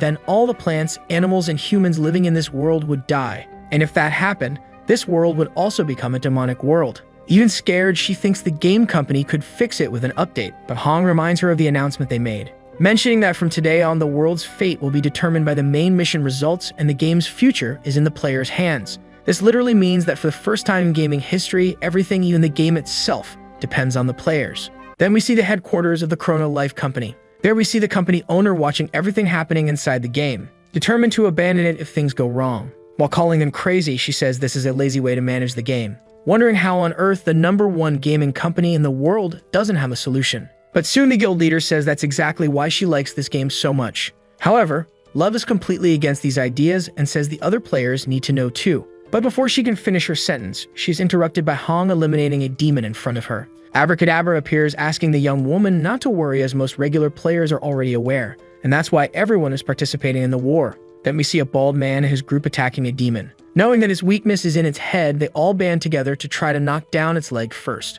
Seeing this scene, Han is happy to realize that it's not just the top 5 guilds fighting, while the mage compliments, explaining that everyone has been fighting together from the beginning to protect the fate of this world. But soon reality shows itself, with the man extremely happy with the unique item drop. All the players are there only because they can use the high XP demon monsters to farm experience and items. Seeing this grotesque scene of players like lunatics against the demon, the two remain silent. Then we return to the protagonist's battle, where the supposed final villain is extremely scared. While looking at the protagonist's underwear that is gigantic in the demon world sky, the skeletal bard continues to play his melody, activating more effects of Seraphim's chant that reduce the enemy's attributes to a 5th. Seeing this, the little dragon complains that this skill is too overpowered and that the protagonist's healing factor should cancel it. Then we see that the skill not only immediately recovers any damage received, but gives complete immunity to status effects. However, Luna reminds that this is not a status effect skill, but one that reverses the target's time. Still, Kukwinha, who is now Kuko, is out of his reach. Soon a voice is heard from the sky calling the Demon King Yopi,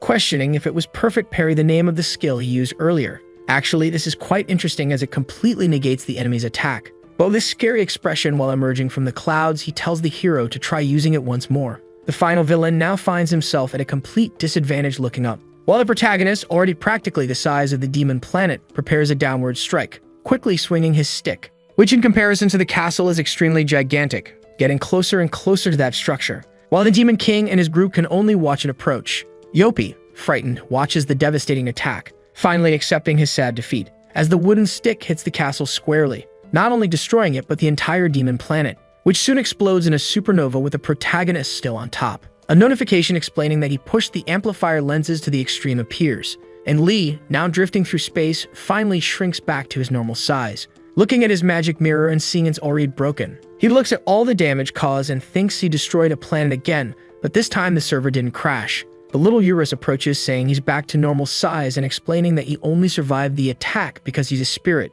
Soon another survivor also catches his attention. It's the goddess, questioning how he will deal with the consequences of his actions. Lee is confused, wondering how she didn't die, and quickly begins to look around, fearing the hero might have survived too. Soon he sees Yopi sitting on a part of the castle that remained. However, he is completely beaten up and his armor totally destroyed. The protagonist only says that he is really tough since he didn't die after the explosion. But Limit explains that the hero will soon die, as he is on the verge of death. Even his companions have returned to the void, so he will probably be next. Kukwinha asks if this is true, saying he will now complete the main mission. Approaching the fallen hero, he explains that he won't need to do anything, as the man will be finished on his own. And he said he knows that, as he can barely keep his eyes open. So our comedian takes the opportunity to tease his enemies, saying he is weak, and Yopi complains that today's heroes have no manners, much less humility. Even so, he is probably the strongest person he has ever encountered, admitting he was completely defeated. Back in the initial village, the demon's rampant attack continues. The creatures advance fiercely towards the players, who are already quite fatigued due to the long battle time,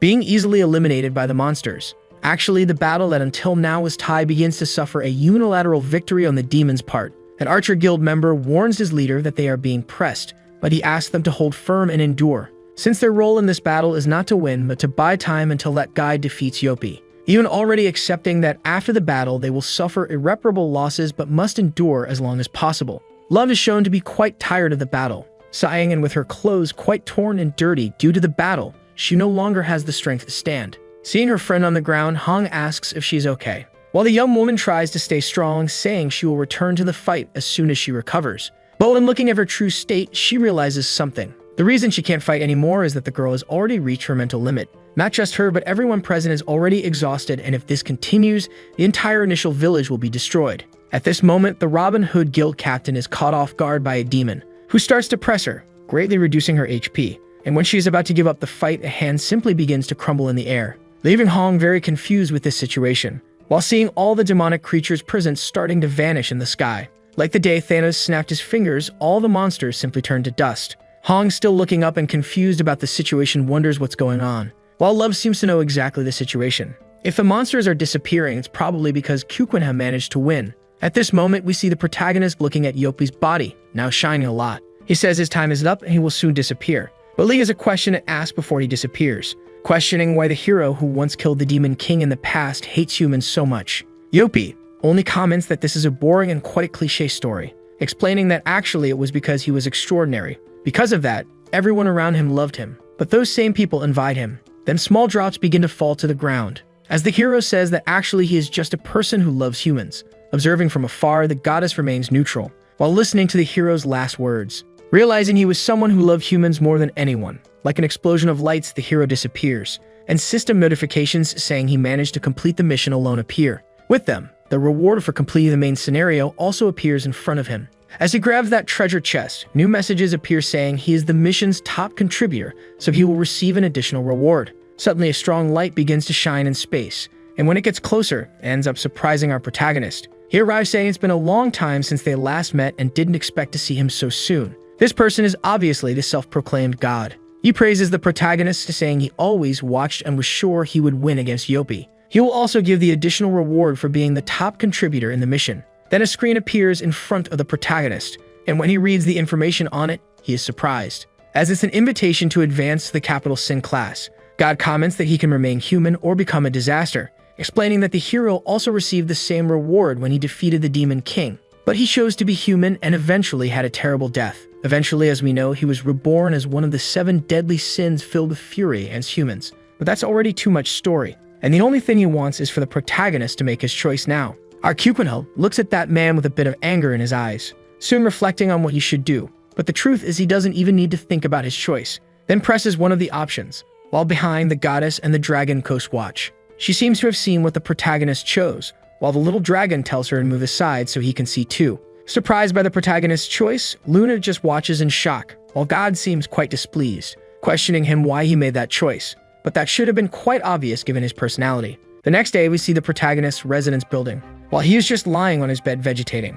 Suddenly, his phone starts ringing, catching his attention, and when he goes to see who it is, he realizes he received a message from Han Sarang asking what he is doing. Kukwinha responds that he was just vegetating, while the young woman complains that he was acting like any ET for doing that so often. But that ends up irritating the protagonist, who considers himself a legend for what he did and also needs to rest from time to time. Then Han warns that her class will end soon, and if he isn't doing anything, they should go out to eat later. Reading this unexpected message, the protagonist is startled, while wondering if she sent the message to the wrong person, since there's no reason for her to make this invitation out of the blue. But suddenly, our waifu appears beside him while warning that the young woman is flirting with him. However, the protagonist hasn't realized the situation yet and only says that students should focus on their studies. Suddenly startled while wondering what she's doing in his apartment, and falling to the floor shortly after, while the young woman tells him to be careful as it must hurt to fall out of bed. Irritated, he says he only fell because of her, while asking how she managed to get into his house again without him noticing, telling her not to try to change the subject, otherwise he will report her to the police for invasion. Luna hands over a folded shirt while explaining that he's too hasty, as she only came there to return the shirt she borrowed earlier. But of course this confuses Kupuna since he doesn't remember lending any clothes to her. However, he ends up recalling his last meeting with her in real life, and realizing that the young woman was wearing his shirt that time. Luna explains that she ended up borrowing it from his closet without him noticing, but quickly changes the subject, questioning what he will do now, since he received an invitation to go out to eat, immediately saying she also wants to go. The woman's cheekiness is such that it leaves Kupuna completely stunned, but convincing her otherwise is also very difficult, and soon we see Han extremely irritated in the restaurant, while Luna calmly eats her food. Our innocent young protagonist is between the two, while clearly knowing he made a mistake by letting her come. Han calls his name, completely scaring him, and with an extremely frightening expression questions what this woman is doing there, since this dinner was supposed to be just the two of them. He tries to change the subject, saying the three of them often meet in the game, so he thought it would be nice to eat together, but soon wonders why he's making excuses since he did nothing wrong. In the end, he only met that woman, so he doesn't need to care about her presence. Hearing her beloved's words, the evil spirit inhabiting this woman's heart attacks, and she questions what he is talking about, since a little while ago the two were lying side by side on the bed. Against these facts, our hero has no arguments, and Han automatically appears, asking what she meant by that in a threatening tone while he just thinks he had a good life. Sighing, Luna says she couldn't understand this situation very well, as frankly, the two are not dating, so there is no reason for Miss Love to question the protagonist this way. But she counters the argument saying they are group mates, and there's no problem taking care of her companions. Then again questions what her relationship with Kupuna is, even calling her a stalker. Luna says that Mr. Loser and she have a very special relationship,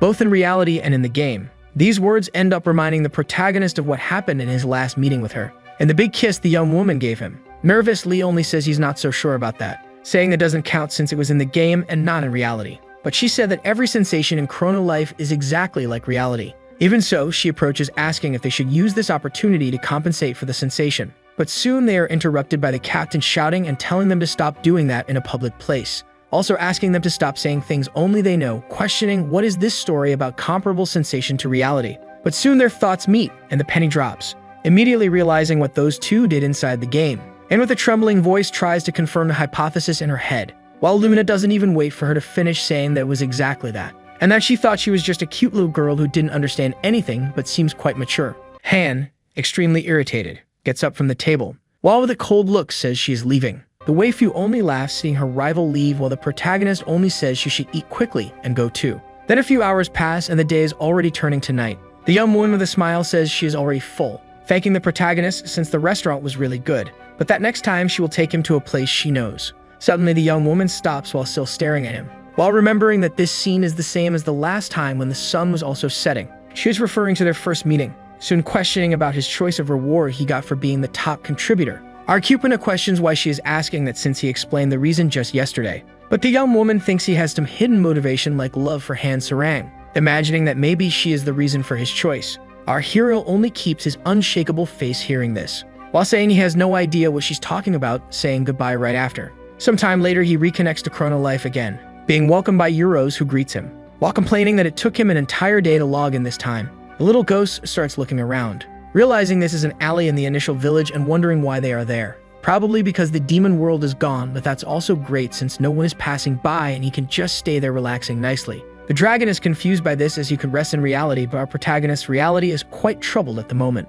Soon after, a wooden stick falls beside him, making the protagonist quite confused while looking at who threw it, soon realizing it was the young boy he met at the beginning of the game. Excitedly, the little character jumps while saying hi, but our hero seems extremely frightened by his presence. At this moment, it's already night and we see Chrono Life's headquarters, where the president is watching something with great attention. This something is obviously our protagonist meeting the young boy. A member questions what he will do about that, but the man only wishes to continue monitoring, while thinking he can't believe this meeting happened now all possible times, calling that child a toy of God. Inside the game, the protagonist says it's a pleasure to see him again, asking how long it's been. But we realize he got too excited and is shaking the child up and down hard. Soon he asks him to sit down while saying he didn't expect to find him there, again questioning how much time has passed. The little one is confused by his words while our hero realizes he might not remember, explaining that the last time they met was when he tried to reinforce the equipment but failed, but the young boy still doesn't seem to remember. Suddenly an idea comes to his mind and it seems he finally remembers.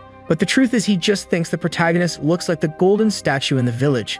Euros observing that questions who this little bald guy is, leaving the young boy very excited while the protagonist asks if he can see him. But soon the little dragon reminds him that he borrowed his power to materialize back then. Lee then introduces his pet dragon while offering the boy to hold him. Again, the proud dragon questions how a mere human dares to lay hands on him, but the protagonist tells him to shut up while the young boy grabs him. He then holds his big stick in his hand, while talking about the day he received it as a gift from the little bald guy, thanking him immensely since thanks to him his life was completely changed. Lee then questions if the young boy would like to hear some of the things he's been through. The little bald guy seems quite curious, while the protagonist explains all the story's events up to that point. Actually, this is quite fascinating and one of the rarest things in his life. As someone who doesn't like stories, he had never told his own to anyone, but at that moment, he is telling everything he went through, even his most intimate feelings. So after a few hours of long conversations, he gets to the part where he had to choose between staying human or becoming a capital sin, making a small suspense while questioning him what his answer is.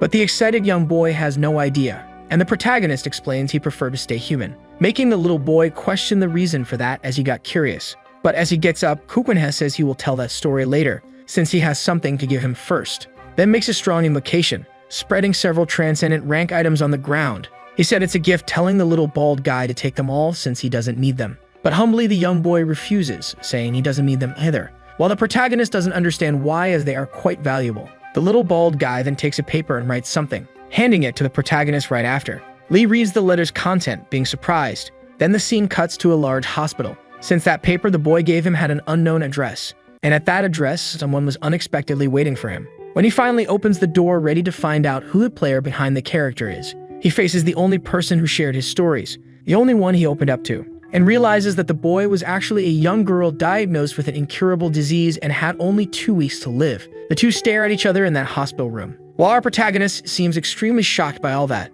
but the little girl just gives him a charismatic look, giving small pats on the bed, asking him to come closer. So obeying, Lee grabs a nearby chair to approach the girl's bed, while she takes a notebook to write a message. The reality is she feels very sorry and knows he is probably surprised by all of this. She didn't want to seem rude but really wanted to meet him, so she gave the address. Besides, her body isn't very well, so she can't speak, but the protagonist only says she doesn't need to apologize for that. Again, the girl writes in her notebook, saying the stories he told in the game were very exciting, so she would like Appa to hear hers. Of course, they might not be as exciting, but still, she would like to have this selfish request fulfilled. Lee gives a small sigh at the child's motivation, saying that this is not selfish, and that since he has free time and likes to hear stories, he will stay there to listen. But the girl knows he hates stories as he always skips dialogues in games. So the girl explains there is a very wide variety of classes in Chrono Life, and among all the options, the one the girl chose was to become a merchant. As a merchant, she could talk to a lot of different people as she bought and sold items. And since in real life she never had many friends because she was shy, in the game she could be someone completely different. Everyone in the initial village treated her super well with radiant smiles, and it was thanks to them that every day was amazing. Then we see the association president. He said the girl was really kind and graceful. Whenever she had the chance, she gave potions to novices for free, even knowing she would lose money selling the items at a banana price. Technically, she didn't have the aptitude to be a merchant, but everyone liked that child, not only the players, but even the NPCs. Maybe she wasn't the game's most brilliant player, but she was the light of a star that delicately illuminated the environment around her. But one day, she stopped logging into the game. People thought she might have gone to focus on her studies or was taking a break. Everyone found different reasons to miss that child, and without even realizing it, a lot of time had passed. Those people who used to accompany her leveled up and left the initial village. As new players appeared, almost no one knew her in that village. But one day, that child returned to the game. However, her appearance had changed a lot since the last time. She no longer had her beautiful pigtails and was wearing the cheapest clothes in the game. But her acts of charity continued, and she kept giving items to new players. But this time, she never said anything to them and only sent emoticons. Probably she must have given all the items in gold in her inventory. As she started giving the stick you could get for free in the shop, the man who received the child's gift was not pleased at all, throwing it on the ground while saying he got excited because he discovered someone was giving things for free. That child looks at her gift on the ground, but keeps her joy and picks it back up. Suddenly, she hears someone screaming in complete despair, coming from an alley right beside her. When a young girl goes to investigate what it is, she sees the protagonist completely dismayed, looking at all the items he tried to enhance on the ground, while tears fall from his eyes. She realizes this might be the perfect moment to gift someone, so she decides to approach him to give him the stick. This was the end of the girl's story, but the beginning of the protagonist's. The story of our Weakling and the level 999 stick.